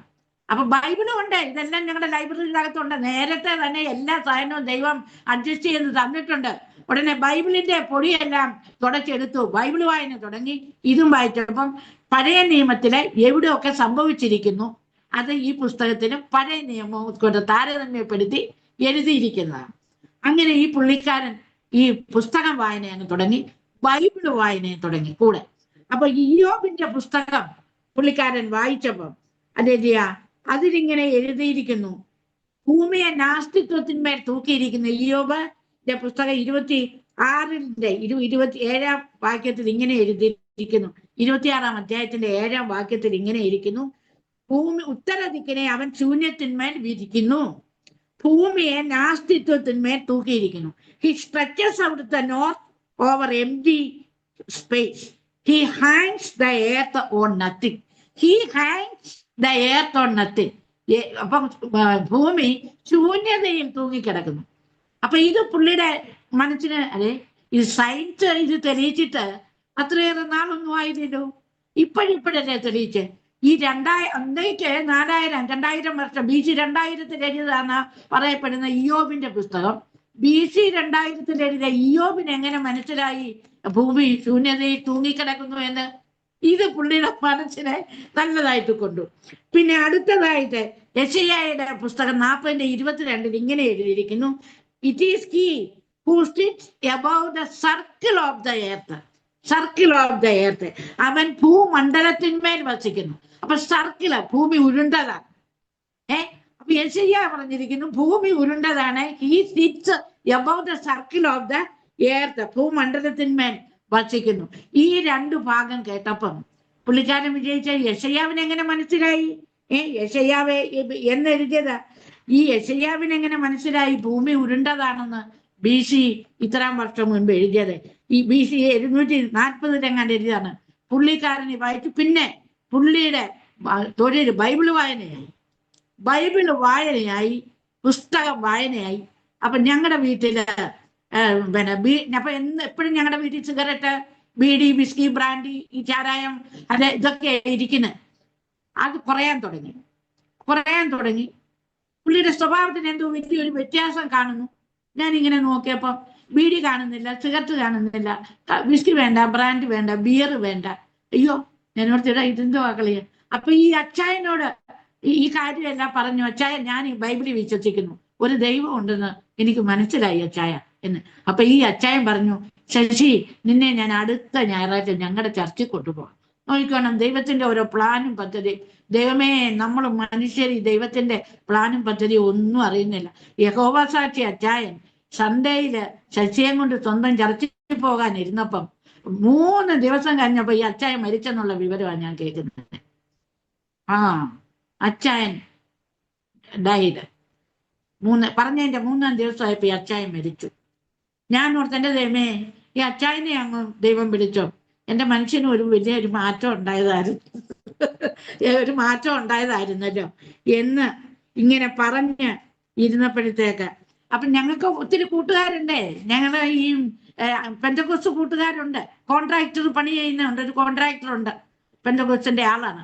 അപ്പൊ ഒരു ദിവസം അവിചാരിതമായിട്ട് ഈ കോൺട്രാക്ടർ, ഈ സഹോദരൻ ഞങ്ങളുടെ വീട്ടിലേക്ക്, ചർച്ചൊക്കെ ഞങ്ങൾക്കറിയാം, ചർച്ച ബോർഡിന്റെ അതിന്റെ മുന്നിലാണ് ഞങ്ങൾ താമസിച്ചത്. അതിന്റെ കഥവും ജനലും ഒക്കെ ഈ ശശിയാ പണിത് കൊടുത്തത്. കോൺട്രാക്ട് പണി എന്ന് നടന്നുകൊണ്ടിരുന്നപ്പോ എല്ലാം ചെയ്തിട്ടുണ്ട്. അങ്ങനെ ചെയ്തിട്ട് ഞങ്ങൾ ആ ചർച്ച് അവിടുന്ന് ആ സ്ഥലം വിട്ടു പോവുകയും ചെയ്തു. പിന്നെ ചർച്ചിനെ പറ്റി ഒന്നും അറിയത്തില്ല. പിന്നെ കോൺട്രാക്ട് പണി എടുത്തപ്പോ ആ സഹോദരൻ വീട്ടിൽ വന്നപ്പോഴത്തേക്ക്, അപ്പൊ എപ്പോഴും പണിയുടെ ഇടയ്ക്കും ബൈബിളിനെ പറ്റിയുള്ള ചിന്തയായി മനുഷ്യന്. എപ്പോഴും ബൈബിളിനെ പറ്റി ചിന്തയായി. മത്തായി സുവിശേഷം 24-ാം അധ്യായത്തെ പറ്റി ഈ വന്ന സഹോദരനോട് ചോദിച്ചു, ബ്രദറെ, ഇതിന്റെ മീനിങ് എന്താന്ന് എനിക്കൊന്ന് പറഞ്ഞതാ എന്ന് പറഞ്ഞപ്പോൾ, അയ്യോ ശശി, എനിക്കറിയത്തില്ല, ബൈബിളിനെ പറ്റി പറഞ്ഞു തരാൻ എനിക്കറിയത്തില്ല. അതുകൊണ്ട് ഞങ്ങളുടെ ഒരു പാസ്റ്ററുണ്ട്, ആ പാസ്റ്ററിനെ വീട്ടിലോട്ട് വിടാ കേട്ടോ എന്ന് പറഞ്ഞു. ഈ സഹോദരൻ പോയി. 2-3 മണിയായപ്പോ ഈ സഹോദരൻ വന്നു. 6 മണിയായപ്പോ ഒരു ചെറുപ്പക്കാരൻ ഞങ്ങളുടെ വീട്ടിൽ വരികയാണ്. അപ്പൊ വന്ന് അന്വേഷിച്ചു, ശശി എന്ന് പറയുന്ന ആൾ ഇവിടെയാണ് താമസിക്കുന്നത്. അതെ, ഞാൻ ചർച്ച ബോർഡിലെ പാസ്റ്ററാണ് എന്ന് പറഞ്ഞു. അപ്പൊ പേരൊന്നും പറയണ്ടെന്നാണല്ലോ പറഞ്ഞിരിക്കുന്നത്. ബെന്നി ജോൺ എന്നാണ് പാസ്റ്ററിന്റെ പേര്. ഒരു ചെറുപ്പക്കാരൻ. ഞങ്ങൾ അന്ന് 40 വയസ്സുള്ള ആൾക്കാരാ. പാസ്റ്ററിന് അന്ന് 26 വയസ്സേ കാണത്തുള്ളൂ. ആ പാസ്റ്റർ വന്നു, ശശി ബ്രദറിനെ അന്വേഷിച്ചു. പിന്നെ അങ്ങ് ബ്രദറായി. ശശി ബ്രദറിനെ അന്വേഷിച്ചു. അപ്പം പിന്നെ പുള്ളിക്കാരൻ, ഈ പാസ്റ്റർ പുള്ളിക്കാരനെ കൊണ്ട് ചർച്ചയിൽ കൊണ്ടുപോയി പിന്നെ പഠിപ്പിക്കുകയും എല്ലാ പ്രാർത്ഥനയ്ക്ക് വരികയും ബൈബിളിനെ പറ്റി എല്ലാം പറഞ്ഞ് മനസ്സിലാക്കി എല്ലാം കൊടുക്കുകയും ഞങ്ങളുടെ വീട്ടില് കോട്ടേജ് മീറ്റിംഗ് വെക്കുകയും ഒക്കെ ചെയ്യുമായിരുന്നു. അങ്ങനെയായിരുന്നപ്പോ ഒരു ദിവസം ഈ ശശി ബ്രദറിന്റെ അമ്മ മരിച്ചുപോയി. ശശി ബ്രദറിന്റെ അമ്മ മരിച്ചുപോയപ്പോ നാട്ടിലോട്ട് പോവാ. അപ്പൊ ദുർഗീന് സ്റ്റേഷനിൽ കയറിയപ്പം ഈ ദുർഗീന് തന്നെ ഒരാൾ ആ ട്രെയിനെ കയറിയിട്ടുണ്ടായിരുന്നു, ഒരു ക്രിസ്ത്യാനി. അപ്പൊ ഇവര് തമ്മിൽ സംസാരിച്ചുകൊണ്ടിരുന്നു. അപ്പൊ പുള്ളിക്കാരൻ അന്നേരവും ബൈബിള് വായനയാണ്, എവിടെ ഇരുന്നാലും ബൈബിള് വായനയാണ്. അപ്പൊ അടുത്തിരുന്ന ആള് ചോദിച്ചു, നിന്റെ പേരെന്താ? എന്റെ പേര് ശശിയാ. ഇത് ശശിയാകുന്ന നീ ബൈബിള് വായിക്കുന്ന എന്താ എന്ന് ചോദിച്ചു. നീ ഒരു ഹിന്ദു അല്ലയോ, നിന്റെ പേര് ശശി? അപ്പൊ പുള്ളിക്കാരനുള്ള കാര്യമെല്ലാം പറഞ്ഞു. അപ്പൊ ഈ കൂടിയിരുന്ന ആള് കോട്ടയം വരെ പോകാനോ രണ്ടുപേരെ 36 മണിക്കൂർ ഒരുമിച്ചിരുന്നപ്പം പുതിയ നിയമത്തെ പറ്റി എല്ലാം അങ്ങ് പറഞ്ഞ് മനസ്സിലാക്കി കൊടുത്തു. നിനക്ക് ദൈവത്തെ പിടി കിട്ടിയെങ്കിലേ, എന്നാൽ നിനക്ക് യേശുവിനെ കൂടെ നീ മനസ്സിലാക്കണം. പുതിയ നിയമം, യേശു എന്തിനാ വന്നത്, സ്വർഗമുണ്ട്, നരകമുണ്ട്, നീ സ്നാനം ചെയ്യണം, എല്ലാം പറഞ്ഞു കൊടുത്തു. അവിടെ 36 മണിക്കൂർ ഒരു ട്രെയിനിലിരുന്ന് എല്ലാം പറഞ്ഞു. പുള്ളി തിരിച്ചു വന്നപ്പം വേറൊരാളായിട്ടാ വന്നത്. പുള്ളി ചർച്ചിൽ ചെന്ന് പറഞ്ഞു, എനിക്ക് സ്നാനം ചെയ്യണമെന്ന് പറഞ്ഞു. അയ്യോ, ശശിപ്രദ സ്നാനം ചെയ്യണമെന്നോ? അപ്പം ആ പാസ്റ്റർ പറഞ്ഞു, അയ്യോ സഹോദരി, നിങ്ങൾ രണ്ടുപേരും ഇല്ലാതെ ഞങ്ങൾ സ്നാനം തരത്തില്ല, നിങ്ങളുടെ വീട്ടിൽ വഴക്കാവും. സഹോദരി ഇതുവരെ ഒന്നും മിണ്ടിയിട്ടുമില്ല, ഒന്നുമില്ല. അന്ന് ബ്രദറിന് തന്നെ സ്നാനം തരാനായിട്ട് പറ്റത്തില്ല. അപ്പൊ അവിടെ ചോദ്യമായി, ഞാനിപ്പോ മരിച്ചു പോയാലേ, നരകത്തിൽ പോയാലേ അതിന്റെ ഉത്തരവാദിത്തം നിങ്ങൾക്കല്ലേ? അതുകൊണ്ട് സഹോദരി വന്നാലും വന്നില്ലേലും എനിക്ക് സ്നാനം വേണം. അവര് കൊടുക്കാൻ സമ്മതിച്ചില്ല. അപ്പൊ പറഞ്ഞു, കളക്ടറുടെ അഫിഡേവിറ്റ് വാങ്ങിച്ചോണ്ട് വരണം. അങ്ങനെ കളക്ടറുടെ അഫിഡേവിറ്റ് വാങ്ങിച്ചോണ്ട് വരണം. അപ്പൊ പുള്ളിക്കാരൻ ചോദിച്ചു, എനിക്ക് സ്വർഗത്തിൽ പോകണമെങ്കിൽ ഇവിടെ കളക്ടറുടെ പെർമിഷൻ വേണം, എനിക്ക് സ്വർഗത്തിൽ പോകാൻ. നിങ്ങൾക്ക് എനിക്ക് ബാപ്തിസ്മം തരാൻ സൗകര്യം ഉണ്ടെങ്കിൽ താ എന്ന് പറഞ്ഞു. പാസ്റ്ററാകെ വിഷമിച്ചു. അപ്പം പാസ്റ്റർ 26 വയസ്സേ ഉള്ളൂ, എന്റെ 40 വയസ്സ് എന്റെ സഹോദരനേ ഉള്ളൂ. അപ്പൊ പാസ്റ്ററാകെ വിഷമിച്ചിട്ട് ഓടി. പാസ്റ്റർ പിന്നെ എന്റെ അടുക്ക വരിക. എന്റെ അടുക്ക വന്നിട്ട് ചോദിച്ചു, അയ്യോ അമ്മാമ്മയ്ക്ക് എന്താ വിഷമം? എല്ലാ സമയത്തും എല്ലായിടത്തും പെണ്ണുങ്ങൾ മുന്നോട്ട് വരികയും ആണുങ്ങൾക്ക് വേണ്ടി കരഞ്ഞും വിളിച്ചും പ്രാർത്ഥിച്ചാണല്ലോ വരുന്നത്. ഇവിടെ ആണുങ്ങൾ അതാണ്ട് തയ്യാറായിരിക്കുന്നു. എന്നിട്ട് അമ്മാമ്മയ്ക്ക് എന്താ പറ്റി അമ്മാമ്മയ്ക്ക് എന്ന് ചോദിച്ചു. ഞാൻ പറഞ്ഞു, പാസ്റ്ററേ ഒരു കാര്യം ഞാൻ പറഞ്ഞേക്കാം. പ്രസംഗം അന്നേരമുണ്ട്. എന്നെ ഒരു കാര്യത്തിന് നിർബന്ധിക്കരുത്. നിങ്ങൾ സഹോദരന് സ്നാനം കൊടുക്കുവോ, എന്ത് വേണേലും ചെയ്തോ, എനിക്ക് യാതൊരു വിരോധവുമില്ല. പക്ഷെ എന്നെ നിർബന്ധിക്കരുത് പാസ്റ്ററേ, നിങ്ങൾക്ക് ഇഷ്ടം പോലെ ചെയ്യാം. അപ്പൊ എന്റെ ഭർത്താവിനോട് ഞാൻ പറഞ്ഞു, ഇദ്ദേഹം പോയി ഇഷ്ടം പോലെ ചെയ്തോളൂ, എനിക്ക് യാതൊരു വിരോധമില്ല. പക്ഷെ എന്നെ നിർബന്ധിക്കരുത്. ഇങ്ങനെ കാട്ടിലും മുൻപേ ഈ ക്രിസ്ത്യാനിയുടെ ദൈവത്തെ ഞാൻ സ്നേഹിക്കുന്നയാളാ, എനിക്ക് ഇഷ്ടമാണ്. അത് നമ്മൾ ക്രിസ്ത്യാനിയാകണം, സ്നാനം ചെയ്ത് ക്രിസ്ത്യാനിയാണോ? ഞാൻ ആ ദൈവത്തെ അന്ന് തൊട്ട് സ്നേഹിക്കുന്ന ആളാ. പക്ഷെ ഞാൻ സ്നാനം ചെയ്ത് ക്രിസ്ത്യാനിയാകാൻ ഞാൻ ആഗ്രഹിക്കുന്നില്ല. അത് പെന്തക്കോസ്തില് അയ്യോ എന്നെ വീട്ടിലെങ്കാ അറിഞ്ഞാൽ എന്നെ കൊല്ലും. പെന്തക്കോസ്തിൽ ചേരാനായിട്ട് പോയെങ്കിൽ ദാരിദ്ര്യമായിട്ട് പട്ടിണിയായിട്ട് പെന്തക്കോസ്തിൽ ചേർന്നു. പെന്തക്കോസ്തിൽ ചേർന്ന കാശ് കിട്ടുമെന്നല്ലേ പറയുന്നത്. പാവങ്ങളെല്ലാം പെന്തക്കോസ്തിൽ ചേർന്നു, കാശ് കിട്ടി, അങ്ങനെ ജീവിക്കാമെന്ന് നാട്ടിൽ പറയത്തുള്ളൂ. അതുകൊണ്ട് ഞാനില്ല ഈ പെന്തക്കോസ്ത്. അതുകൊണ്ട് ഞാൻ പോയി എന്ത് വേണേലും ചെയ്തു. പാസ്റ്റർ ആകെ വിഷമത്തിലായി. പാസ്റ്റർ അവസാനം എനിക്കൊരു പുസ്തകം തന്നു, ദ സോൾ വിന്നിങ് എന്ന് പറഞ്ഞൊരു പുസ്തകം തന്നിട്ട്, അമ്മാമ്മ ഇതൊന്ന് വായിച്ച് നോക്ക എന്ന് പറഞ്ഞു. ഞാൻ വായിക്കുകയൊക്കെ ചെയ്തു. എനിക്ക് എന്നിട്ട് ഒരു വന്നില്ല. എന്നെ തെരഞ്ഞെടുത്തതാ, ഞാൻ നിങ്ങളെ തെരഞ്ഞെടുത്തതാണ്. എൻ്റെ മനസ്സിലെപ്പോഴും അതാണ്, നിങ്ങൾ എന്നെ തെരഞ്ഞെടുത്തതല്ല, ഞാൻ നിങ്ങളെ തിരഞ്ഞെടുത്തത്. ആരാണ്? സർവശക്തൻ, സൃഷ്ടികർത്താവ്. സഹോദരന്റെ മേൽ കയറി വീണ് സഹോദരനെ കെട്ടി. പക്ഷെ സഹോദരിയെ കെട്ടാൻ ദൈവത്തിന് ഇച്ചിരി ബുദ്ധിമുട്ടുണ്ടായിട്ട് വന്നു. വിടുമോ? വിട്ടില്ല. ഞാൻ പറഞ്ഞു, ഞാൻ ക്രിസ്ത്യാനി ആയിട്ടില്ല, സ്നാനം ചെയ്യത്തില്ല, എനിക്ക് ക്രിസ്തുവിനെ ഇഷ്ടമാണ് എന്ന് ഞാൻ പറഞ്ഞു. പിടിച്ച കയറി വീഴാൻ വലിയ താമസം വന്നില്ല എന്ന് പറഞ്ഞാൽ, ഞാന് ഇങ്ങനെ നിൽക്കുന്ന സമയത്ത് ഒരു ദിവസം അപ്പൊ ഈ വർക്ക്ഷോപ്പിൽ നിന്നു. വർക്ക്ഷോപ്പിൽ പണി ചെയ്തുകൊണ്ടിരുന്ന ഒരു സഹോദരൻ, ഒരു ചെറുക്കൻ എൻ്റെ വീട്ടിലുണ്ടായിരുന്നു. അപ്പൊ ഇവൻ വർക്ക്ഷോപ്പിൽ പണിയാൻ പോകുന്ന, ഡെയിലി ഇവൻ പോകുന്നതാണ്. അങ്ങനെ അവന് വേണ്ടിയിട്ട് ഞാൻ രാവിലെ ബ്രേക്ക്ഫാസ്റ്റ് ഉണ്ടാക്കി കൊടുക്കുന്ന ഒരു ജോലിയുണ്ട്. അപ്പൊ ഞാൻ ഒരു ദിവസം പെട്ടെന്ന് ബ്രേക്ക്ഫാസ്റ്റ് ഉണ്ടാക്കി, ഇവൻ 8:30 പോകണം. അതിനുവേണ്ടി പെട്ടെന്ന് കൊച്ചിന് വേണ്ടി ബ്രേക്ക്ഫാസ്റ്റ് ഉണ്ടാക്കുക. അപ്പം പ്ലാറ്റ്ഫോം, നമ്മുടെ അടുക്കളയുടെ പ്ലാറ്റ്ഫോം ഉണ്ട്. ആ പ്ലാറ്റ്ഫോമിന്റെ താഴെ നിലത്തിരുന്നാണ് ഞാൻ ഈ പച്ചക്കറി അരിഞ്ഞുകൊണ്ടിരുന്നത്. അപ്പൊ ഈ കൊച്ചിന് എന്നോട് അടുക്ക വന്ന്, ചേച്ചി എനിക്ക് ചിലപ്പം കാപ്പി വേണമെന്ന് പറഞ്ഞു. ഞാൻ പറഞ്ഞു, അവിടെ കാപ്പി അനച്ചിരിക്കുന്നു, ആ ഹീറ്ററിലോട്ട് വെച്ചിട്ട് നീ ചൂടാക്കി കുടിച്ചോളാൻ പറഞ്ഞു. ഹീറ്ററാണ് ഞങ്ങൾ ഉപയോഗിക്കുന്നത്. ഇത് സ്റ്റൗ ഉണ്ട്, മണ്ണെണ്ണ സ്റ്റൗവും ഹീറ്ററും, അന്ന് ഗ്യാസ് ഒന്നുമില്ല. അപ്പൊ ഈ ഹീറ്ററിൽ ഇവൻ കാപ്പി എടുത്ത് സോസ്പാൻ എടുത്ത് ഹീറ്ററെ വെച്ചു, കാപ്പി തിളച്ചു. ഞാൻ പെട്ടെന്നിരുന്ന പച്ചക്കറി അരിയുക. എനിക്കറിയത്തില്ല. അങ്ങനെ ഇരുന്നപ്പം ഇവൻ ചെന്ന് സോസ്പാന്റെ ഹാൻഡിലെ പിടിക്കുകയും, ഇപ്പം ചപ്പലിട്ടിട്ടില്ലായിരുന്നു, ഹാൻഡിന് തെറിച്ച് മേലോട്ട് പൊങ്ങിയിട്ട് ആ തിളച്ച കാപ്പി എന്റെ പുറത്തോട്ടാണ് വീഴുന്നത്. ഞാൻ ഒരൊറ്റ അലർച്ച, എനിക്കത് ഓർമ്മയുണ്ട്. ഞാൻ ഒരൊറ്റ അലർച്ച. അപ്പൊ എന്റെ ഭർത്താവ് ഓടി വന്നു, എന്താണ് സംഭവിച്ചത്? ഇവൻ പറഞ്ഞു, കാപ്പി തിളച്ച കാപ്പി പുറത്ത് വീണതാണ്. ഇവൻ ഉടനെ വെള്ളം എടുത്ത് ഒഴിക്കുകയൊക്കെ ചെയ്യും. അപ്പൊ ഞങ്ങളുടെ വീടിന്റെ ഫ്രണ്ടിൽ തന്നെ ഒരു ഡോക്ടറുണ്ട്. ലേഡീസ് ഡോക്ടർ അടുക്കലേക്ക് ഉടനെ പോയി. ഡോക്ടർ എല്ലാം ഇത് ചെയ്തിട്ട് പറഞ്ഞു, 15 ദിവസം ബെഡ് റെസ്റ്റ് ആണ് എന്റെ. 15 ദിവസം കമന്നാണ് കിടക്കുന്നത്, പുറം മൊത്തം. Oh my god! ഈ ദൈവത്തെ പിരിഞ്ഞ് തെരഞ്ഞെടുക്കപ്പെട്ട ജനങ്ങൾക്ക് എങ്ങും ഒളിക്കാൻ പറ്റുകയില്ല. ഈ അധികപ്രസംഗിയാ ഞാൻ. അന്നേരം അധികപ്രസംഗിയാ, എന്നിട്ടും അടങ്ങിയില്ല. ഞാന് 15 ദിവസം ഞാൻ ബെഡ് റെസ്റ്റ് കിടന്നു. അപ്പൊ എന്റെ ലൈബ്രറിയിലെ ഒരു മലയാളം പുതിയ നിയമമുണ്ട്. അതാരും തന്നതാ. നാട്ടിൽ ചെന്നപ്പം ഒരു കൂട്ടര് തന്നതാ എനിക്ക്. CSI ബന്ധക്കോസ്റ്റ് വന്ന എന്റെ ഒരു ഫ്രണ്ടാ. അപ്പൊ അവള് 92-ലാണ് നാട്ടിൽ നിന്ന് വന്നു കഴിഞ്ഞ് 92 ഞങ്ങൾ നാട്ടിൽ പോയി. വീട്ടിലുള്ള എല്ലാവരുമായിട്ട് നിരപ്പാക്കി. ദൈവത്തിന്റെ ഒരു പണി. വീട്ടിൽ നിന്ന് പിണങ്ങി ഇറങ്ങി വിപ്ലവകരമായിട്ട് ഇറങ്ങി. ഞങ്ങൾ 92 നാട്ടിൽ ചെന്നു.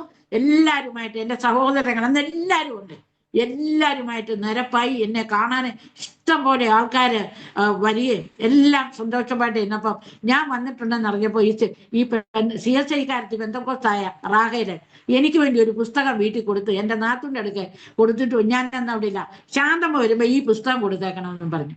ഞാൻ വീട്ടിൽ വന്നപ്പം ചേച്ചി എന്നോട് പറഞ്ഞു, മോളെ നിനക്ക് വേണ്ടി ഒരു പുസ്തകം റാഹേല് തന്നിട്ടുണ്ട്. ഞാൻ ചോദിച്ചു, എന്തുവാ? ഒരു പുതിയ നിയമം. ഞാൻ പറഞ്ഞു, ഈ ക്രിസ്ത്യാനിയുടെ പുസ്തകം എനിക്ക് എന്തിനാ ചേച്ചി? അത് ഇവിടെ എങ്ങാനും വെച്ചത്? അല്ല മോളെ, അവള് സ്നേഹത്തിൽ തന്നതല്ലേ, നിന്റെ പെട്ടിയിലിട്ടു. ആ പുസ്തകം ഞാൻ കളയാതെ കൊണ്ട് എന്റെ ലൈബ്രറിയിൽ ഇരിപ്പുണ്ട്. ഈ കിടപ്പിൽ ഞാൻ ആ പുസ്തകം എടുക്കുകയാണ്. ആ പുസ്തകം എടുത്ത് 4 സുവിശേഷം അരച്ചു കലക്കിയ 15 ദിവസം കൊണ്ട് ഞാനങ്ങ് കുടിച്ചു എന്ന് പറഞ്ഞാൽ മതി. ഞാനങ്ങ് കുടിച്ചു. ദൈവത്തിന്റെ കയറ് വീഴാന്ന് എനിക്ക് അറിഞ്ഞൂടാ, എന്നിട്ടും ഞാനതങ്ങ് കുടിച്ചു. അപ്പൊ ഞാൻ അസുഖമെല്ലാം പോയി എഴുന്നേറ്റപ്പോ എനിക്കൊരു പ്രത്യേകതയുണ്ട്. എന്നിട്ടും അഹങ്കാരമൊന്നും മാറിയിട്ടില്ല, ഒരു പ്രത്യേകതയുണ്ട്. അപ്പം ഞങ്ങളുടെ ഒരു കോട്ടേജ് മീറ്റിംഗ് ഒക്കെ വെക്കാൻ പാസ്റ്ററും എന്റെ കുഞ്ഞുങ്ങളൊക്കെ സൺഡേ സ്കൂളിൽ പഠിക്കാൻ പോവുകയും ഒക്കെ ചെയ്യുന്നുണ്ട്. ഞാൻ മാത്രമില്ല. എനിക്കന്ന് ഞാൻ സൊസൈറ്റി ലേഡിയായിട്ട് ജീവിച്ചതല്ലേ. ഇവരൊക്കെ കുടിക്കുമ്പോൾ അല്പം ഡ്രഗ്സ് ഒക്കെ ഞങ്ങൾ പെണ്ണുങ്ങൾക്ക് ഇവരൊക്കെ തരുമായിരുന്നു. അങ്ങനെയുള്ള ഒരു സ്വഭാവമായി പോയി. അങ്ങനെ വന്നു കഴിഞ്ഞാൽ എനിക്ക് 50 കളറുള്ള പൊട്ടുകുപ്പി, ഏത് സാരിയാണോ ഏത് ബ്ലൗസാണോ അതിന് തക്ക വള എന്ന് വേണ്ട. ഞാൻ അങ്ങനെ വന്നത് ലോകപരമായിട്ട് വന്ന് ഞാന് എഴുന്നേറ്റപ്പോ എനിക്കൊരു പ്രത്യേകത തോന്നി. അപ്പൊ ആ പ്രത്യേകത തോന്നിയപ്പോഴത്തേക്ക് ഞാനൊരു ദിവസം എന്താ പറഞ്ഞു, എനിക്കൊരു പ്രത്യേകത തോന്നുന്നുണ്ട്, ഒരു കനം, ശരീരത്തിനൊരു കനവും എന്തോ ഒരു എനിക്കറിഞ്ഞൂടാ. അപ്പം ചൂട് സമയമാണ്. ചൂട് സമയം ഞങ്ങള് ജൂണിലാണ് ഞങ്ങൾ സ്നാനം ചെയ്യുന്നത്. അപ്പൊ ചൂട് സമയമാണ്. അപ്പൊ ഞങ്ങളുടെ വീട്ടിലൊന്നുമില്ല, ഡ്രഗ്സ് ഒന്നുമില്ല, ബീഡിയില്ല, സിഗരറ്റ് ഇല്ല, ഒന്നും പുള്ളിക്കാരൻ വാങ്ങിക്കത്തില്ല. അപ്പൊ ഞാൻ ഈ പുള്ളിക്കാരനോട് പറഞ്ഞു, ഏതായാലും ഇങ്ങാറ്റ് കുടിക്കുന്നില്ലല്ലോ. അപ്പൊ ചൂട് കാലത്ത് ബിയറൊക്കെ അവിടെ കുടിച്ചോണ്ടിരുന്നത്. ഭയങ്കര 50 ഡിഗ്രി ചൂടിന്റെ സമയത്ത് നാരങ്ങ വെള്ളത്തിന് പകരം ബിയറൊക്കെയാണ് ഞങ്ങളെല്ലാം കുടുംബത്തിലെ എല്ലാരും കുടിച്ചോണ്ടിരുന്നത്. അപ്പൊ ഞാൻ പറഞ്ഞു, ഏതായാലും ഇങ്ങാറ്റ് കുടിക്കത്തില്ലെങ്കിലും ഒരു ശകലം ബിയർ എനിക്ക് വാങ്ങിച്ചോണ്ട് വെത്താ, എനിക്ക് ഒരു വല്ലാഴിക പോലെ തോന്നുന്നു, ഈ ചൂട് സമയം എനിക്ക് സഹിക്കാൻ വയ്യ എന്ന് പറഞ്ഞ പുള്ളിക്കാരന് എന്റെ വാക്കെല്ലാം കേട്ട്, ഞങ്ങൾ ഫ്രണ്ട്സാണ്, ഫ്രണ്ട്സ് പോലെയാണ്, ഭർത്താവല്ല, ഞങ്ങൾ ഫ്രണ്ട്സാണ്. അപ്പൊ പുള്ളി ഓടിയിട്ട് എനിക്ക് വാങ്ങിച്ചുകൊണ്ട് തന്നു. അപ്പം സന്ധ്യയായി, എല്ലാം കഴിഞ്ഞ് ഗ്ലാസ്സിൽ ഒഴിച്ചും വെച്ചു. ഗ്ലാസ് ഇങ്ങനെ ഒഴിച്ചു വെച്ചിരിക്കുക. ഞാൻ ഇത് കുടിക്കാൻ വേണ്ടിയിട്ട് ചെല്ലുക, വലിയ സന്തോഷത്തോടെ ഞാൻ ചെല്ലുകയാ. ഗ്ലാസ് ഇങ്ങനെ വെച്ചിരിക്കുക. ഞാന് ഈ ഗ്ലാസ് ഇങ്ങനെ പിടിക്കാനായിട്ട് അങ്ങോട്ട് ചെല്ലുക, ഗ്ലാസ്സിലോട്ട് പിടിക്കാൻ ഇങ്ങനെ ചെന്നപ്പം തൊടരുത്. അത് ബാപ്പരേ, ഞാൻ പെട്ടെന്ന് കൈ വലിച്ചു. ഭയങ്കര ഗംഭീരമായ ഒരു പുരുഷ സൗണ്ടാണ് ഞാൻ കേൾക്കുന്നത്, തൊടരുത്. അയ്യോ, ഞാൻ ചോദിച്ചടാ, ആരെ കൊണ്ട് നിയന്ത്രിക്കാൻ പറ്റത്തില്ലാത്ത എന്നെ നിയന്ത്രിക്കാൻ ഇതാരാ വന്നിരിക്കുന്നത്? തൊടരുത്. ഞാൻ ഇതാരാ? പിന്നെ എന്നെ 4 വർഷത്തും അങ്ങ് കെട്ടുക, 4 വർഷത്തും ദൈവത്തിന്റെ കയറ് വീഴുക. ഞാൻ എന്ത് അതിപ്രസംഗമായിട്ട് പറഞ്ഞാലും മിണ്ടരുത്. എന്തെങ്കിലും അധ്യപ്രസംഗം ചെയ്യാൻ പോയാൽ ചെയ്യരുത്. ഭയങ്കര അധികാര സ്വരമാണ്. ചെയ്യരുത്, മിണ്ടരുത്, എടുക്കരുത്. ഈ സൗണ്ടാണ് ഞാൻ കേൾക്കുന്നത്. അപ്പോഴ് CSI-CMSകാരുടെ ചർച്ചിലൊക്കെ പാടുന്ന പാട്ടുകൾ എൻ്റെ ഹൃദയത്തിൽ ഇങ്ങനെ വരാൻ തുടങ്ങി. ഞങ്ങളുടെ വീടിന്റെ അടുത്താ അവരുടെ മൈക്ക് വെച്ച് പാടും, വാനസേനയുമായി വരും പ്രിയൻ, വാനമേഘയെ വരുമല്ലോ. ഈ പാട്ടൊക്കെ എൻ്റെ അകത്തുനിന്ന് വരാൻ തുടങ്ങിയിട്ടുണ്ട്. അപ്പോഴ് എനിക്ക് മനസ്സിലായി, സഹോദരനെ കെട്ടിയതുപോലെ ഈ ക്രിസ്ത്യാനിയുടെ ദൈവം എന്നെയും കെട്ടി. എനിക്ക് ശരിക്കും മനസ്സിലായി, ഈ ക്രിസ്ത്യാനിയുടെ ദൈവം എന്നെ കെട്ടിയെന്ന് എനിക്ക് മനസ്സിലായി. പാസ്റ്റർ സാർ, എന്നെ കേൾക്കുന്ന പ്രിയ ജനങ്ങളെ, ഈ ദൈവത്തിനെ വിട്ട് നമുക്ക് ഒന്നും പോകാൻ പറ്റത്തില്ല. ഇവൻ യഥാർത്ഥ ലോകരക്ഷിതാവും ലോകത്തെ സൃഷ്ടിച്ച നമ്മളെ തിരഞ്ഞെടുക്കപ്പെട്ട ഈ ദൈവത്തെ വിട്ട് നമുക്ക് എന്നും പോകാൻ പറ്റത്തില്ല. അവസാനം എനിക്ക് മനസ്സിലായി, ക്രിസ്ത്യാനിയുടെ ദൈവം എന്നെ കെട്ടി. അന്ന് പിള്ളേര് സൺഡേ സ്കൂളിന് പോകാൻ നേരം ഞാൻ കുഞ്ഞുങ്ങളോട് പറഞ്ഞു, മക്കളെ ഞാനും ഇന്ന് നിങ്ങളുടെ കൂടെ വരുക. ആദ്യമായിട്ട് ഞാൻ എൻ്റെ കഴുത്തേലുള്ള ഊരി വെച്ചു. അപ്പൊ ഈ പാസ്റ്റർ എന്നോട് ചോദിച്ചത്, അമ്മാമ്മയ്ക്ക് എന്തോ പറ്റി, കഴുത്തേലെ ഊരാനോ കാതേലെ ഊരാനോ വള ഊരാനോ ഇതൊക്കെ ഉള്ള വിഷമമാണോ എന്നാ ഈ പാസ്റ്റർ എന്നോട് ചോദിച്ചായിരുന്നു. ഞാൻ ഇതെല്ലാം ഊരി വെച്ചു. എല്ലാം ഞാൻ ഊരി വെച്ചിട്ട് കുഞ്ഞുങ്ങളുടെ കൂടെ നടന്നു പോകാനുള്ള ദൂരമേ ഉള്ളൂ. കുഞ്ഞുങ്ങളുടെ കൂടെ ഞാനും വന്ന് ചർച്ചിൽ ചെന്നു. നല്ലൊരു ചർച്ചാണ്. എല്ലാം നല്ല നല്ല ഗവൺമെന്റ് ഉദ്യോഗസ്ഥന്മാരും നല്ല പാവങ്ങളാരും ഇല്ല അവിടെ. എല്ലാം നല്ല പൈസക്കാരുടെ ഒരു ചർച്ച്. 10-50 പേരുണ്ട്. കോൺട്രാക്ടേഴ്സ് ആണ് എല്ലാം. BSP എന്ന് പറഞ്ഞാൽ ഭയങ്കര പണി. അവിടുത്തെ കോൺട്രാക്ടേഴ്സ് ആണ്, എല്ലാവരും ഉണ്ട്. ഞാനും അവിടെ ചെന്നിരുന്നു. സാക്ഷി പറയാനുള്ള സമയമായപ്പം ഞാൻ അങ്ങ് എഴുന്നേറ്റ് നിന്നു. എല്ലാവരും സാക്ഷി പറഞ്ഞപ്പോൾ ഞാനും എഴുന്നേറ്റ് നിൽക്കുക. എനിക്കല്ല ഞാൻ ക്രിസ്തുവിന് അത്ര അവനായിതാ സമർപ്പിക്കുന്നത്. ഉള്ളിൽ നിന്ന് വരികയാണ് പൊങ്ങി, ഉള്ളിൽ നിന്ന് വരികയാണ്. ഞാൻ അത് ഏറ്റു പറയുകയാണ്. എനിക്കല്ല ഞാൻ ക്രിസ്തുവിനത്രേ അവനായിതാ സമർപ്പിക്കുന്നത്. ഇത്രേ എനിക്കറിയത്തുള്ളൂ, അത്രേ വന്നുള്ളൂ. അത് ഞാൻ അങ്ങ് പറഞ്ഞു. പിന്നെ ഞാൻ പൊട്ടി കരയുകയാണ്. ഒരു ജൂൺ 1994 ജൂൺ 7 താരീഖിലാണ് 1994. അങ്ങനെ ഞാൻ പിന്നെ അങ്ങ് പൊട്ടിക്കരയുകയാണ്. ഏതൊരു 15 മിനിറ്റ് സമയം ഞാൻ കരഞ്ഞു കാണും. എൻ്റെ കണ്ണുനീര് ധാരധാരയായിട്ട് ഒഴുകി. സൗണ്ട് എടുത്ത് ഞാൻ കരയുകയാണ്. ചർച്ചിലുള്ളവരെല്ലാം മിണ്ടാതെ ഇരിക്കുക. അവസാനം കരച്ചിലെല്ലാം കഴിഞ്ഞപ്പോ ഞാൻ പറഞ്ഞു, ഇനി എനിക്കൊരു ജീവിതം ഉണ്ടെങ്കിൽ ഞാനത് ക്രിസ്തുവിന് വേണ്ടി ജീവിക്കും. Price the Lord. ഞാൻ ക്രിസ്തുവിന് വേണ്ടി ജീവിക്കും എന്ന് ഞാൻ അവിടെ ഇത്രേ പറഞ്ഞുള്ളൂ. എനിക്കിനി ഒരു ജീവിതമുണ്ടെങ്കിൽ ഞാൻ ക്രിസ്തുവിന് വേണ്ടി ജീവിക്കും എന്ന് ഞാൻ പറഞ്ഞു. അപ്പൊ എന്റെ മാത്രം പെർമിഷൻ മതി ശശി ബ്രദറിന് സ്നാനം കൊടുക്കാൻ. അന്നേരം തന്നെ ആ പാസ്റ്റർ അവിടെ അനൗൺസ് ചെയ്തു. അപ്പൊ അവിടെ സാക്ഷ്യം പറയാൻ ചർച്ചുകാരും വേണ്ടിയില്ല. സാക്ഷ്യം പറയാനുള്ള ഒരു സഹോദരൻ എന്ന് പറഞ്ഞു, ക്രിസ്ത്യാനിറ്റി എന്ന് പറഞ്ഞ ഒരു മതമല്ല. Christianity is not a religion, it is a feeling. അതെ, ഒരു അനുഭവമാണ് എന്ന് സാക്ഷ്യം പറഞ്ഞു. അവിടെ എല്ലാവരും കരഞ്ഞതാ എനിക്ക് തോന്നുന്നത്. കരഞ്ഞു കഴിഞ്ഞപ്പോ ഉടനെ അന്ന് മീറ്റിംഗിൽ കഴിഞ്ഞപ്പം പാസ്റ്റർ അവിടെ ഡിക്ലെയർ ചെയ്തു, അടുത്ത ആഴ്ച, അതായത് 12-ാം തീയതി ജൂൺ 12, 94, അടുത്ത ആഴ്ച ശശി ബ്രദറിന്റെ ശാന്തമ്മ സിസ്റ്ററിന്റെ സ്നാനമാണ് എന്ന പാസ്റ്റർ അവിടെ ഡിക്ലെയർ ചെയ്യുകയാണ്. ഡിക്ലെയർ ചെയ്തു. അപ്പൊ ഞാൻ ചർച്ചിന്റെ വെളിയിലോട്ട് ഇറങ്ങിയപ്പം എല്ലാരും എന്റെ വട്ടം കൂടിയിട്ട് ചോദിച്ചു, ശാന്തമ്മയ്ക്ക് ഈ പാട്ട് എവിടുന്ന് കിട്ടി? നീ എങ്ങനെയാണ് ഈ സാക്ഷ്യം പറഞ്ഞത്? എങ്ങനെയാണ് ഈ പാട്ട് പാടിയതെന്നൊക്കെ ചോദിച്ചു. ഞാൻ പറഞ്ഞു, എങ്ങനെയാണ്, എന്തുവാണ് ക്രിസ്ത്യാനിയുടെ ദൈവം തിരിച്ചു വിളിച്ചവൻ, വിശ്വസ്തൻ. പിന്നെ അന്നേരം ഒന്നും അറിയത്തില്ലല്ലോ. അങ്ങനെ 1994 ജൂൺ 12-ാം തീയതി ഞങ്ങൾക്ക് സ്നാനം തന്നു. Church of God in India ഞങ്ങൾക്ക് സ്നാനം തന്നു. CV മത്തായി പാസ്റ്റർ, അവിടുത്തെ വലിയ പാസ്റ്റർ CV മത്തായി പാസ്റ്റർ എന്ന് പറയുന്ന പാസ്റ്റർ ഞങ്ങൾക്ക് സ്നാനം തരികയാണ്. അങ്ങനെ ആ സ്നാനം തന്ന് ഞങ്ങൾ ചർച്ചോടുകൂടെ ചേർന്നു. സ്നാനം ചെന്ന് ഞങ്ങൾ ചർച്ചിനോടുകൂടെ ചേർന്നു. ചർച്ചിൽ പോക്കും വരവും ഒക്കെ ആയി. അല്ലെങ്കിൽ അങ്ങനെ ജീവിച്ചുകൊണ്ട് ഇരിക്കുകയാണ്. അപ്പൊ അവിടെ മനസ്സിലായി. പിന്നെ ബൈബിൾ വായനയാണ്, ദൈവം ആരാണെന്നും എല്ലാം മനസ്സിലായി കഴിഞ്ഞപ്പം ഞങ്ങൾ പിന്നെ അടുത്തതായി ചെയ്ത എന്താന്ന് ചോദിച്ചാൽ, അവിടെ പിന്നെ ട്രാക്സ് ഒക്കെ അവിടെ ഇങ്ങനെ ചാക്ക് കെട്ട് പോലെ കിടപ്പുണ്ടായിരുന്നു. ഞങ്ങളെ ഈ വിവരം എല്ലാം ദൈവത്തെ പറ്റി ക്രിസ്തുവിനെ പറ്റി മനസ്സിലാക്കി ഞങ്ങള് വെറുതെ ഇരുന്നില്ല. ഈ ട്രാക്സ് എടുത്തോണ്ട് സൈക്കിളിലാണ് സഞ്ചാരം. ടാക്സി എടുത്തോണ്ട് ഞങ്ങൾ അങ്ങ്, പുള്ളിക്കാരൻ ജോലിക്ക് പോകും, ജോലി കഴിഞ്ഞ് വരും, പണിക്കാരുണ്ട്, പണിക്കാരെ നോക്കും, വന്നു കഴിഞ്ഞ് സൈക്കിളും എടുത്ത് ഞങ്ങൾ അങ്ങ് പോവുകയാണ്. ഞങ്ങൾ ഇങ്ങനെ അങ്ങ് പോകാനായിട്ട് തുടങ്ങിക്കഴിഞ്ഞപ്പം സ്നാനം ചെയ്ത് കഴിഞ്ഞപ്പം ഈ ചർച്ചിലുള്ളവരൊക്കെ ഏതാണ്ട് ഭാഷയൊക്കെ പറയുന്നു. അപ്പൊ ഞാൻ അവരോട് ചോദിച്ചു, നിങ്ങൾ എന്തൊക്കെയാ ഈ പറയുന്നത്? എനിക്കൊന്നും മനസ്സിലാകുന്നില്ല. ഈ ആരാധനയുടെ ഇടയ്ക്ക് നിങ്ങൾ എന്തൊക്കെയാ ഈ പറയുന്നത് എന്ന് ഞാൻ പറഞ്ഞു. അയ്യോ, ഇത് പരിശുദ്ധാത്മാഭിഷേകം പ്രാർത്ഥിപ്പിച്ചോട് കിട്ടുന്ന അന്യഭാഷയാ സിസ്റ്ററെ, നിനക്ക് അറിയത്തില്ലയോ? ഇത് അന്യഭാഷയാ, ദൈവം തരുന്ന ഭാഷയാണ്. അത് പരിശുദ്ധാത്മാഭിഷേകം പ്രാപിക്കുമ്പോൾ കിട്ടുന്ന. അപ്പൊ എനിക്കും കിട്ടുമോ? ആ, നിനക്കും കിട്ടും, പരിശുദ്ധാത്മാഭിഷേകം പ്രാപിച്ച നിനക്കും കിട്ടുമെന്ന് പറഞ്ഞു. അപ്പൊ ഞാൻ വീട്ടിലിരുന്ന് പ്രാർത്ഥിക്കാൻ തുടങ്ങി. കർത്താവ്, നീ എന്നെ തിരിച്ചു വിളിച്ചു, ക്രിസ്ത്യാനിയുടെ ദൈവം എന്റെ ദൈവമായി തീർന്നു. അങ്ങനെ ക്രിസ്ത്യാനിയുടെ ദൈവം എന്റെ ദൈവമായി. അതുവരെ ഞാൻ ക്രിസ്ത്യാനിയുടെ ദൈവം എന്ന് പറഞ്ഞിരുന്ന ഈ ദൈവം എന്റെ ദൈവമായി തീർന്നപ്പം ഞാൻ പിന്നെ എനിക്ക് ദൈവത്തോട് ചോദിക്കാൻ, ഞാൻ പറഞ്ഞു, കർത്താവ്, എനിക്കും വേണം ഈ പരിശുദ്ധാത്മാഭിഷേകവും ഈ അന്യഭാഷയും ഒക്കെ എനിക്കും വേണം കർത്താവെ, നീ എനിക്കും തരണമെന്ന് പറഞ്ഞു. 6 മാസമായില്ല. അതിനു മുമ്പേ ഉപവാസ പ്രാർത്ഥന ഒന്നും വേണ്ട, ഞാൻ വീട്ടിൽ ഇരുന്ന് പ്രാർത്ഥിച്ച് ദൈവത്തിന്റെ ശക്തി എന്നില് വ്യാപിച്ചു.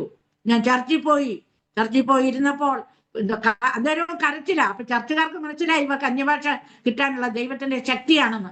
അപ്പൊ ചർച്ചുകാരിലെ ആൾക്കാരൊക്കെ എന്റെ വീട്ടിൽ വന്ന് പ്രാർത്ഥിക്കാൻ തുടങ്ങി. എനിക്ക് ശക്തി. ചർച്ചിലിരുന്നപ്പം ഞാൻ ഈ അന്യഭാഷയിൽ സംസാരിക്കാൻ തുടങ്ങിയാണ്. അന്യഭാഷ എനിക്ക് കിട്ടി. ഞാൻ അന്യഭാഷയിൽ സംസാരിക്കാൻ തുടങ്ങി. അപ്പൊ ഈ ദൈവം എന്നെ ഉപയോഗിക്കാൻ തുടങ്ങുകയാണ്. അതിനുശേഷം ഒരു 6 മാസം കഴിഞ്ഞില്ല, അതിനു മുൻപ് ദൈവം എന്റെ മുന്നിൽ ഇറങ്ങി വരികയാ. ഓ, പ്രൈസ് ദ ലോർഡ്, ദൈവത്തിന് സ്തോത്രം ചെയ്യുകയാണ് ഞാൻ. ഈ നമ്മുടെ ദൈവം ജീവനുള്ള ദൈവം. ആ ജീവനുള്ള ദൈവത്തിന്റെ ജീവനുള്ള സാക്ഷികളാണ് ഞങ്ങൾ. ഇന്നും ഞാൻ ഈ പറയുന്ന സമയത്തും ഈ ജീവനുള്ള ദൈവത്തിന്റെ ജീവനുള്ള ഒരു സാക്ഷിയാണ് ഞാൻ. ഞങ്ങളുടെ കുടുംബം, എൻ്റെ ഭർത്താവ്, എൻ്റെ മകനെ, എൻ്റെ മകളെ, എൻ്റെ മരുമോനെ എല്ലാം ദൈവം വിളിച്ചു വേർതിരിച്ചു, ദൈവ വേലക്കാക്കി. യെസ്, അങ്ങനെ ഒരു കുടുംബമായിട്ട് ഞങ്ങളെ വേർതിരിച്ചതാ. അപ്പൊ ഞാൻ ഈ ഒരു 6 മാസമായി കാണും. ഒരു ദിവസം ഉപവാസ പ്രാർത്ഥനയ്ക്ക് ഞാൻ ചർച്ചിൽ ചെന്നിരിക്കുമ്പോ പകരം എൻ്റെ ഭർത്താവ് കൊണ്ട് അന്നൊരു 10-15 പേര് കാണും. പ്രാർത്ഥിച്ചുകൊണ്ടിരിക്കുമ്പോ എന്റെ മുന്നിൽ ഭയങ്കര പ്രകാശം. ഞാൻ തുണി ഇങ്ങനെ മുഖത്തോട് മൂടി ഇട്ടായിരിക്കുന്നത്. അപ്പൊ എന്റെ മേഘത്തിന്റെ ഒരു വലിയ ഒരു കഷണം വന്ന് എന്റെ മുന്നേ വന്നങ്ങ് നിൽക്കുക. ഈ പ്രാർത്ഥിക്കുന്ന വട്ടം ഇരുന്നാണെന്ന് പ്രാർത്ഥിച്ചേ അവിടെ അങ്ങ് വന്ന് നിൽക്കുകയാണ്. എനിക്ക് ശക്തി കിട്ടിയിട്ട് ഇരിക്കാൻ പറ്റുകയില്ല. ഞാൻ ഇതങ്ങ് തുള്ളുന്നുണ്ട്, കാറുന്നുണ്ട്, പോകുന്നുണ്ട്, അല്ലെങ്കിൽ ഞാൻ വിളിക്കുന്നുണ്ട്. അപ്പൊ അകത്തു നിന്ന് എനിക്കൊരു സൗണ്ട് വന്നു, ദൈവത്തിന്റെ ആത്മാവ് ഇവിടെ പ്രവർത്തിക്കുന്നെന്ന് പറയാൻ പറഞ്ഞു. ഉടനെ ഞാൻ പറഞ്ഞു, ദൈവത്തിന്റെ ആത്മാവ് ഇവിടെ പ്രവർത്തിക്കുന്നു എന്ന് ഞാൻ പറയുക. അപ്പൊ ഈ പ്രകാശം എന്റെ മുന്നിൽ നിൽക്കുകയാണ്. ഈ ഒരു കട്ട, ഒരു വലിയ ഒരു മേഘക്കട്ട, ഒരു വെള്ള ദൈവത്തിന്റെ ആത്മാവ് നിൽക്കുക. അടുത്ത സൗണ്ട് എനിക്ക് കിട്ടി, ദാഹിക്കുന്നവൻ ഇഷ്ടം പോലെ കുടിക്കട്ടെ എന്ന് പറയാൻ പറഞ്ഞു. ഞാൻ രണ്ടാമത് പറഞ്ഞു, ദാഹിക്കുന്നവൻ ഇഷ്ടം പോലെ കുടിക്കട്ടെ എന്ന് പറഞ്ഞു. എന്നിട്ട് ഈ മേഘക്കട്ട, ഈ ആത്മാവ് എങ്ങനെ സഞ്ചരിച്ച്, അതും ശൂന്യതയിലാണ് നിൽക്കുന്നേ, താഴെയല്ല, ശൂന്യതയിൽ ഇങ്ങനെ നിൽക്കുകയാണ്. ഇതിങ്ങനെ സഞ്ചരിച്ച് ഒരു സഹോദരന് ചെന്നത് വ്യാപിച്ചപ്പോ ഞാൻ കാണുക, അതാണ് ചർച്ചിലെ ഒരു സഹോദരന് ചമ്പടക്കുട്ടായിട്ട് ഇരിക്കുന്നതാണ് ഞാൻ കാണുന്നത്. പെട്ടെന്ന് ഞാൻ ശക്തി കയറി ചാടി എഴുന്നേറ്റിട്ട് സഹോദരന്റെ തലയെ കൈവയ്ക്കാൻ പോവുക. ഇന്ന സഹോദരന്റെ മേലാണ്ട് ദൈവത്തിന്റെ ആത്മാവ് പ്രവർത്തിക്കുന്നെന്ന് പറഞ്ഞ് കൈവയ്ക്കാൻ പോയപ്പോ എന്റെ സൈഡിലിരുന്ന സഹോദരികൾ എന്നെ നിർബന്ധിച്ചു പിടിച്ചവിടെ അങ്ങിരുത്തി. ഞാൻ അത് കണ്ടു. അത് കഴിഞ്ഞപ്പോ ഈ മേഘക്കട്ട ഇങ്ങനെ പോയി വേറൊരാളിലേക്ക് ചെന്നങ്ങ് വ്യാപിച്ചു. അപ്പൊ അത് നോക്കിയപ്പം ഞാൻ ഇങ്ങനെ കാണുകയാണ്, കമന്നടിച്ച് നിലത്ത് ഇങ്ങനെ കിടക്കുകയാണ് ഒരാള്. അപ്പൊ ഞാൻ ഓർത്തടെ ആരാ ഈ കമന്നടിച്ച് നിലത്ത് കിടക്കുന്നത് എന്ന് വിചാരിച്ച് ഞാൻ നോക്കിയപ്പോ ഞങ്ങളുടെ പാസ്റ്ററാ. ദാഹിക്കുന്നവൻ ഇഷ്ടം പോലെ കുടിക്കട്ടെ എന്ന് പറഞ്ഞപ്പോ പാസ്റ്റർ കമന്നടിച്ച് മനസ്സുകൊണ്ടാ, വെളിയിലല്ല, ഹൃദയത്തെ ശോധന ചെയ്യുന്ന ദൈവം ഹൃദയമാണ് കാണിച്ചു തരുന്നത്. അപ്പം പാസ്റ്റർ കമന്നടിച്ച് കിടക്കുന്നു. അപ്പൊ ഞാൻ വിചാരിച്ചു, അയ്യോ ഞങ്ങളുടെ പാസ്റ്റർ കമന്നടിച്ച് കിടക്കത്തില്ലല്ലോ, പിന്നെ എങ്ങനെ ഈ പാസ്റ്റർ എന്താ ഇങ്ങനെ കമന്നടിച്ച് കിടക്കുന്നതെന്ന് വിചാരിച്ചു ഞാൻ കണ്ണു തുറന്നു. പെട്ടെന്ന് കണ്ണു തുറക്കുകയും ഒന്നുമില്ല. എല്ലാരും മുട്ടുമേൽ നിന്ന് ആരാധിക്കുന്നതായിട്ടാണ് ഞാൻ കാണുന്നത്. അത് കഴിഞ്ഞ് ഞാൻ തിരിച്ചു വീട്ടിൽ വന്നപ്പം എൻ്റെ ഭർത്താവിനോട് ഞാൻ പറഞ്ഞു, അയ്യോ ഇങ്ങനെ ഞാൻ കണ്ടത് ഇങ്ങനെയൊക്കെയാണ് എന്ന് പറഞ്ഞപ്പോ പറഞ്ഞു, ഓ അവിടെ എല്ലാരും മുട്ടേരാ നിന്നത്, ആരും ചെമ്പടക്കുട്ടായിട്ട് ഇരുന്നുമില്ല, കമന്നടിച്ച് കിടന്നുമില്ല, എല്ലാരും മുട്ടേരാ നിന്നത് എന്ന് പറഞ്ഞു. അപ്പൊ ഞാൻ അന്ന് ബൈബിളൊന്നും മൊത്തം അറിയത്തില്ലല്ലോ, വന്നിട്ട് ഏതാണ്ട് 1 വർഷം 1.5 വർഷമേ ആകുന്നതേ ഉള്ളൂ. അപ്പം പിറ്റേ ദിവസം വെള്ളിയാഴ്ചയായത്, ശനിയാഴ്ച വൈകിട്ടും ഈ ആത്മാവ് ഭയങ്കരമായിട്ട് പ്രകാശിച്ച് എൻ്റെ മുന്നേ വന്ന് ഞാനങ്ങ് ആത്മാവിലായപ്പോൾ അവിടെ സാത്താൻ പ്രവർത്തിക്കുകയാണ്. മറ്റാരും അല്ല, പാസ്റ്റർ തന്നെ പ്രവർത്തിച്ചു. അപ്പൊ അവിടെ ഉള്ളവർ പറഞ്ഞു, പാസ്റ്റർ ആമേൻ പറഞ്ഞാൽ ഉടനെ വിശ്വാസികള് മിണ്ടാതിരുന്നോണോന്ന് നിർത്തണമെന്നൊക്കെയാണ്. അപ്പൊ എൻ്റെ ആ ആത്മാവ് നിൽക്കുന്നുണ്ടോ, ഞാനിങ്ങനെ ഉറക്കെ വിളിച്ചു പറഞ്ഞപ്പോ അടുത്തിരുന്ന ഒരു സഹോദരി എന്നെ തട്ടി, ശക്തമായിട്ട് എന്നെ തട്ടി. ഞാൻ ഒരു ഞെട്ടലോടുകൂടി ഉണർന്നു. എൻ്റെ പ്രാർത്ഥന നിന്നു. ഹൃദയത്തിൽ സാത്താൻ വന്നു വെട്ടി, വാളുകൊണ്ട് വെട്ടി എന്നെ. പിന്നെ എനിക്ക് പ്രാർത്ഥനയില്ലാതായി. അപ്പൊ ഒരു ശകലം ദേഷ്യം തോന്നുന്നു. പാസ്റ്ററുടെ ആത്മാവ് തന്നെയല്ലേ എനിക്ക് കിട്ടിയത്, എന്താ ഇതെന്ന് ചോദിച്ചപ്പം ഒരു രാജാവ് ഇരിക്കുമ്പോ വേറൊരു രാജാവിനെ വാഴിക്കുമോ എന്നാണ് അവിടുത്തെ ചോദ്യം. ഒരു രാജാവ് ഇരിക്കുമ്പോ വേറൊരു രാജാവിനെ വാഴിക്കും. ഇതിന്റെ ഒന്നും അർത്ഥമൊന്നും നമുക്കറിയത്തില്ല. അങ്ങനെ അവിടുന്ന് നമ്മളെ സ്പിരിച്വലായിട്ട് വളർത്തിയ നമ്മുടെ ഗുരുക്കന്മാരുണ്ട്. സ്പിരിച്വലായിട്ട് വളർത്തിയ ഗുരുക്കന്മാരുടെ അടുക്കല് ഇങ്ങനെ വന്നു പറഞ്ഞു, ഇന്ന പോലെ എനിക്ക് സംഭവിച്ചെന്ന് പറഞ്ഞപ്പം അവിടെ ഒരു പ്രവാചകയുണ്ട്. അപ്പൊ ആ സഹോദരൻ എന്നോട് പറഞ്ഞു, സിസ്റ്റർ പോയി പ്രവാചകയുടെ അടുക്ക പോയി ഇരിക്ക, പ്രവാചക എന്താ പറയുന്നെന്ന് കേക്ക് എന്ന് പറഞ്ഞു. ഞാനൊന്നും പറഞ്ഞില്ല. പ്രവാചകയുടെ അടുക്ക പോയിരുന്നപ്പോ പറഞ്ഞു, ശൗല് രാജാവായി ഇരിക്കെ തന്നെ ദാവൂദിനെ ഞാൻ രാജാവായി വാഴിച്ചു, നിന്നെ അഭിഷേകം ചെയ്തത് ഞാൻ തന്നെയാണ്. അപ്പൊ അവിടുന്ന് എനിക്ക് കിട്ടുന്ന വാക്യമാണ്, നിന്നെ അഭിഷേകം ചെയ്തത് ഞാൻ തന്നെയാണ്. ശൗല് രാജാവായി ഇരിക്കുമ്പോൾ തന്നെ ഞാൻ ദാവീദിനെ രാജാവായി വാഴിച്ചു എന്നിങ്ങനെ പറഞ്ഞാലും പക്ഷെ എൻ്റെ വെട്ടല് മാറിയില്ല. ആര് പ്രാർത്ഥിച്ചിട്ടും പോയില്ല. ഞാൻ ഒരു ദിവസം ഇങ്ങനെ മയങ്ങി കിടക്കുന്ന സമയത്ത് എൻ്റെ കണ്ണിൽ നിന്ന് തന്നെ ഒരു തീപ്പൊരി പറന്ന് എൻ്റെ നെഞ്ചത്ത് വന്ന് ആഞ്ഞടിച്ച് എൻ്റെ വെട്ടല് മാറി. ഞാൻ ഫ്രീ ആകുകയാണ് ചെയ്തത്. ദൈവത്തിന്റെ കരങ്ങളിലെ കളിപ്പാട്ടമാണ്, കുശവന്റെ കയ്യിലെ കളിപ്പാട്ടമായിട്ട് ഞാൻ മാറുകയാണ് ഞാൻ. അങ്ങനെ മാറിക്കൊണ്ടിരുന്നപ്പോൾ ഞാൻ അതിപ്രസംഗിയാന്നുള്ള കാര്യം ദൈവത്തിന് അറിയാമല്ലോ. എന്നെ പിടിച്ചു കെട്ടി. പക്ഷെ പിന്നെ ദൈവത്തിന്റെ ശ്രമം എന്താന്ന് ചോദിച്ചാൽ ബൈബിള് സത്യമാണ് എന്ന് എന്നെ സ്ഥിരീകരിക്കുകയാണ് ചെയ്തത്. ബൈബിള് സത്യമാണ്. അതിനു വേണ്ടിയിട്ട് ബൈബിളിലെ ചില സംശയങ്ങളെ, കർത്താവ് സ്നാനം ചെയ്ത് കുളത്തിൽ നിന്ന് കയറുന്നതും പ്രാവ് പറന്നു വരുന്നതും എന്നെ കാണിച്ചു. ഉറക്കത്തിലല്ല, ഞാൻ പ്രാർത്ഥിച്ചുകൊണ്ടിരിക്കുമ്പം എൻ്റെ മുന്നിൽ ഇങ്ങനെ പാസ്പോർട്ട് സൈസ് ഫോട്ടോ വരും. ആ ഫോട്ടോ വന്ന് ഇങ്ങനെ കാണിച്ചു എന്നെ. കർത്താവ് സ്നാനം ചെയ്ത് പ്രാവ് ഇങ്ങനെ പറന്നു വരുന്നത് ആയിട്ട് കാണിച്ചപ്പോൾ ഞാൻ വിചാരിച്ചടാ ഇത് വഴി തന്നെ ഇതാണല്ലോ എന്ന് എനിക്ക് മനസ്സിലായി. അത് കഴിഞ്ഞപ്പോ പിന്നെ എന്നെ കാണിച്ചു, പിന്നെ ഈ കല്ലറ പൊട്ടി കർത്താവ് തൻ ഗംഭീര നാദത്തോട് വരികയും അന്നേരം മരിച്ചവർ ഉയർത്തെഴുന്നേൽക്കും, ജീവനോടെ ഇരിക്കുന്ന രൂപാന്തരപ്പെടും. അതിനെപ്പറ്റി എനിക്ക് വലിയ സംശയം ഉണ്ടായിരുന്നു. മരിച്ചവർ ഉയർത്തെഴുന്നേൽക്കും, അതിനെപ്പറ്റി എൻ്റെ മനസ്സിൽ കിടന്ന് കലക്കി. ഒരു ദിവസം ഇങ്ങനെ പ്രാർത്ഥിച്ചുകൊണ്ടിരുന്നപ്പം എന്നെ കാണിച്ചു, കല്ലറ പൊട്ടി വിശുദ്ധന്മാർ ആകാശത്തിലേക്ക് പറന്നു പോവുകയാണ്. അപ്പൊ കല്ലറ ഇങ്ങനെ പൊട്ടി പിളരുന്ന ഒന്നുമില്ല. ആ കല്ലറയുടെ സൈഡിൽ നിന്ന് ആത്മകിരണം പോയിട്ട് ആ കല്ലറയുടെ സൈഡിൽ നിന്ന് വിശുദ്ധന്മാർ പോവുകയാണ്. വെള്ള വസ്ത്രധാരികള് ആകാശത്തേക്ക് ഇങ്ങനെ പറന്നു പോകുന്നത് എന്നെ കാണിച്ചു. അപ്പൊ എനിക്ക് മനസ്സിലായി, ഇത് ഈ വചനമാണല്ലോ, ആ വചനത്തിന്റെ കാര്യമാണല്ലോ. പിന്നെ എന്നെ കാണിച്ച ഇതാണ് കർത്താവിന്റെ സ്വർഗാരോഹണം. ഒലിവുമലയിൽ നിൽക്കുന്നതും കർത്താവ് പൊങ്ങി മേലിലേക്ക് പൊങ്ങുന്നതും ഞാനും ഇങ്ങനെ മേലിലേക്ക് നോക്കിക്കൊണ്ടിരിക്കുകയാണ്. മേലിലേക്ക് നോക്കി ചെന്നപ്പം അതിലെ ശിഷ്യന്മാർ പറയുന്നത് പോലെ മേഘം വന്നങ്ങ് മൂടി, പിന്നെ കാണാനില്ല. കർത്താവ് പോയതും ഇതും എന്നെ കാണിച്ചു. ബൈബിള് എന്നെ സ്ഥിരീകരിച്ചു. ഇത് പറയുന്നത് പോലെ ആകാശവും ഭൂമിയും ഒഴിഞ്ഞു പോകും, ഇതിന്റെ ഒരു ബിന്ദു മാറത്തില്ല. വള്ളി പുള്ളി തെറ്റിയല്ല. എനിക്ക് മനസ്സിലായി. പിന്നെ ബൈബിളിൽ എഴുതിയിരിക്കുന്നതെല്ലാം സത്യമാണെന്നുള്ള കാര്യം എനിക്ക് മനസ്സിലായി. ബൈബിളിൽ നിന്ന് എന്നെ സ്ഥിരപ്പെടുത്തി. അങ്ങനെയൊന്നും നമ്മളെ ഫീൽഡിൽ വെറുതെ ഇറക്കുകയില്ല. ബൈബിൾ എന്നെ സ്ഥിരപ്പെടുത്തിയതിന് ശേഷം പിന്നെ നമ്മളെ മനസ്സിലാക്കുന്നത് എന്താ വെച്ചാൽ നമ്മുടെ ദുഷ്മനെ പറ്റിയാണ് മനസ്സിലാക്കുന്നത്. ലോകത്തിന്റെ പ്രഭുവിനെ പറ്റിയാണ്, ഇവനെ പറ്റിയാണ് പിന്നെ നമ്മളെ മനസ്സിലാക്കുന്നത്. നമ്മുടെ ശത്രു ആരാണ്, ഇന്ന് ഈ ലോകത്തെ ഭരിക്കുന്നത് ആരാണ്, ഇന്ന് ഈ ലോകത്തിന്റെ നേതാവ് ആരാണ്, അതിനെ പറ്റിയാണ്, നമ്മുടെ എതിർ പാർട്ടിയെ പറ്റിയാണ് ഓരോ തട്ടായിട്ട് എന്നെ കാണിക്കാനായിട്ട്. വിഗ്രഹത്തിന്റെ അകത്തിരിക്കുന്നത് ആര്? ഈ ദേവി ദേവത. ഞാൻ പറയുകയാണ്, ഈ ദേവി ദേവതകൾ എന്ന് പറഞ്ഞാൽ ഇത് ആര്? ഈ മറിയ എന്ന് പറഞ്ഞാൽ ആര്? ഈ പുണ്യാളന്മാരെന്ന് ഇവരെയൊക്കെ കാണിക്കുകയാണ്. അന്ധകാര ശക്തി എന്റെ മുന്നിൽ കാണിക്കും. സാത്താൻ പോലീസ് ഡിപ്പാർട്ട്മെന്റ് ഉണ്ട്, ഇവർക്ക് പോലീസ് ഡിപ്പാർട്ട്മെന്റ് ഉണ്ട്. അങ്ങനെയുള്ള പിന്നെ എന്നെ ഈ സാത്താന്റെ തന്ത്രമന്ത്രങ്ങളെല്ലാം കാണിച്ചു. അത് എന്നെ സ്ഥിരപ്പെടുത്തിയതിന് ശേഷം ഞങ്ങൾക്ക് തരുന്ന ഡ്യൂട്ടി എന്താണെന്ന് ചോദിച്ചാൽ ഭൂതങ്ങളെ ഇറക്കുക.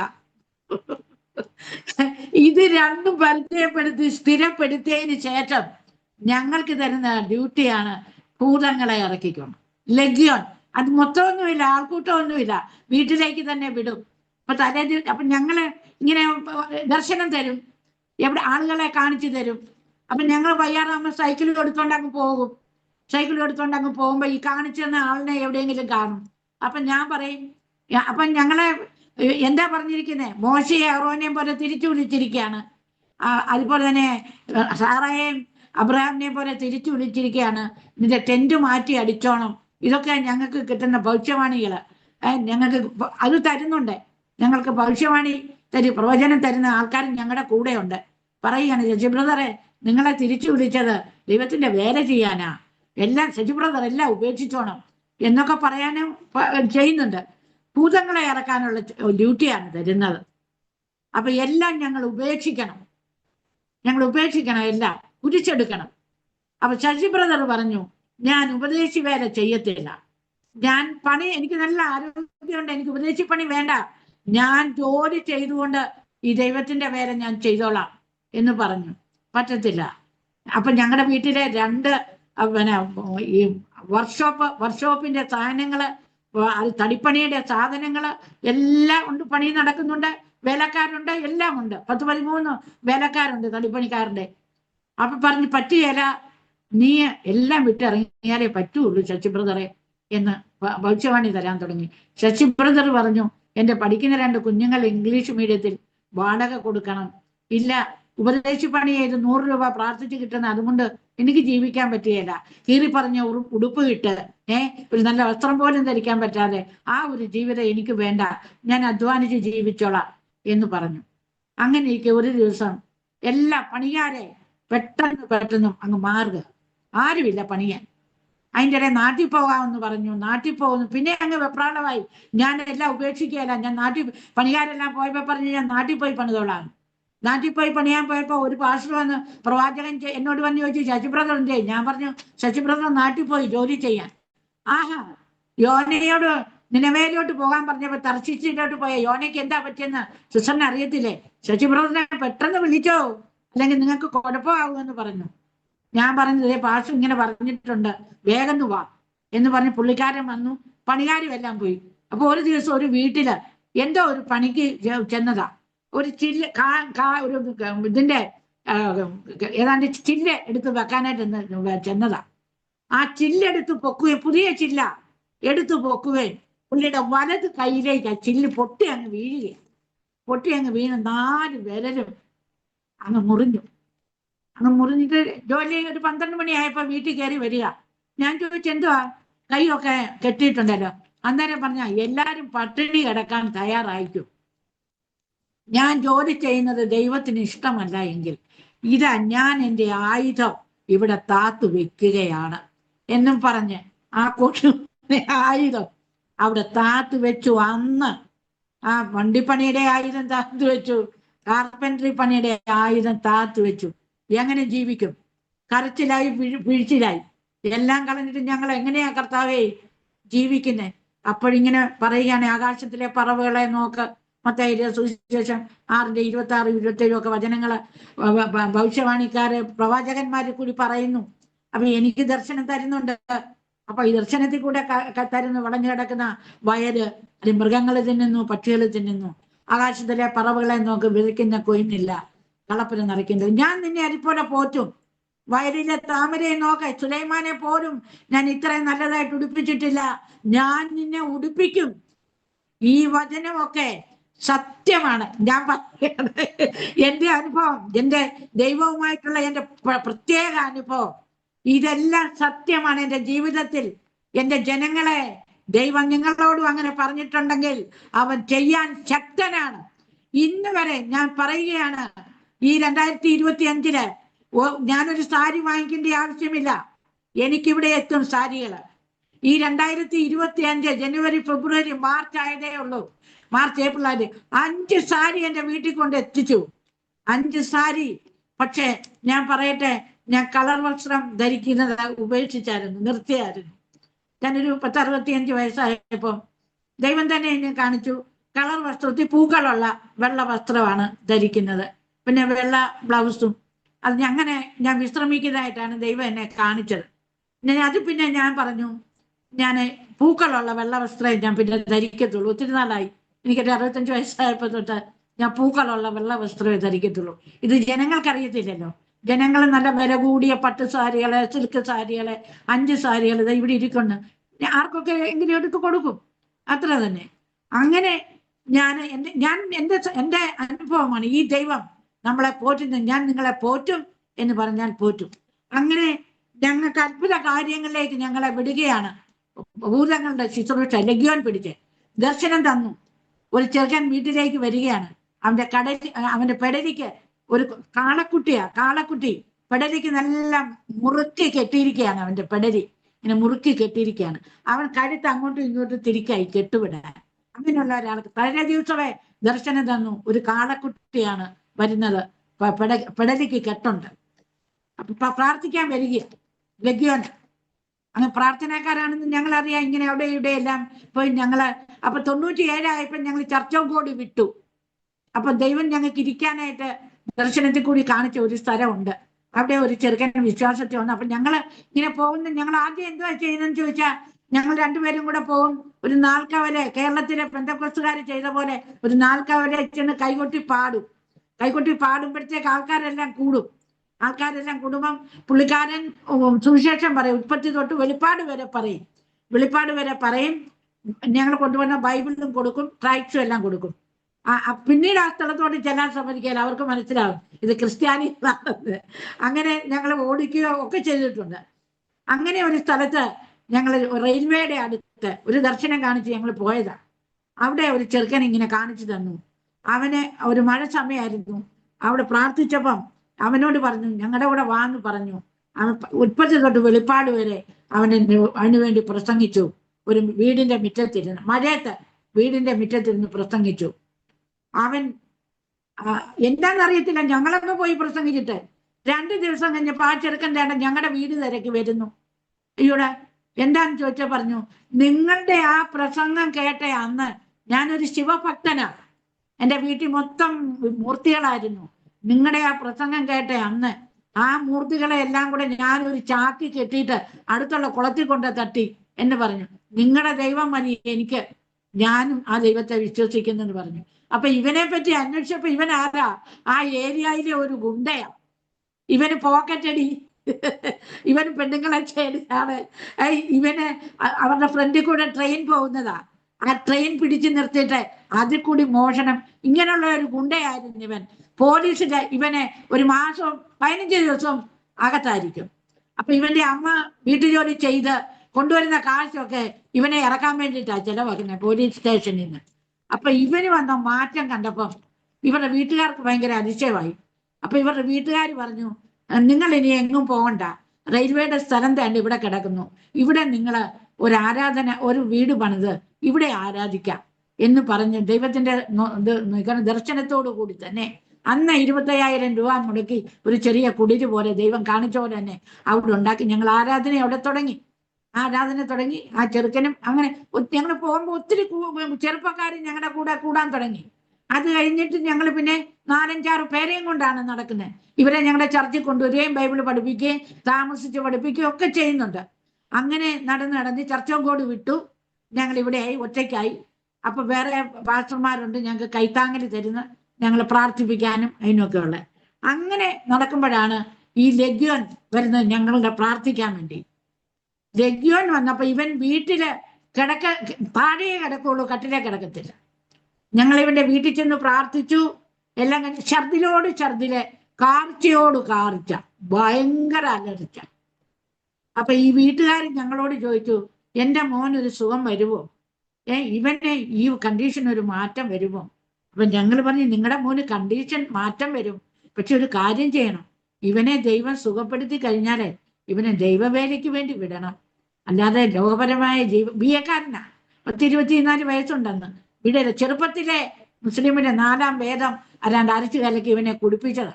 അത് ഇവന്റെ പുസ്തകത്തിൽ ആരാണ്ട് മന്ത്രം എഴുതി വെച്ചു. അതാ ഇവൻ പെടലി വെട്ടിയിട്ട് മാത്രം, പെടലി നേരെ നിൽക്കത്തില്ല. അപ്പോൾ ഞങ്ങൾ ഉപവാസ പ്രാർത്ഥന എടുത്ത് ആരുമില്ല, ശശി ബ്രദറും ഞാനും മാത്രമേ ഉള്ളൂ. പ്രാർത്ഥിച്ച് ഇവന്റെ വീട്ടിൽ വെച്ച് ഒരു ദിവസം പ്രാർത്ഥിച്ചപ്പോൾ ദൈവത്തിന്റെ ആത്മാവ് ഇറങ്ങി വരിക. അപ്പൊ ദൈവത്തിന്റെ ആത്മാവ് എന്നിലേക്ക് വന്നങ്ങ് നിറയും.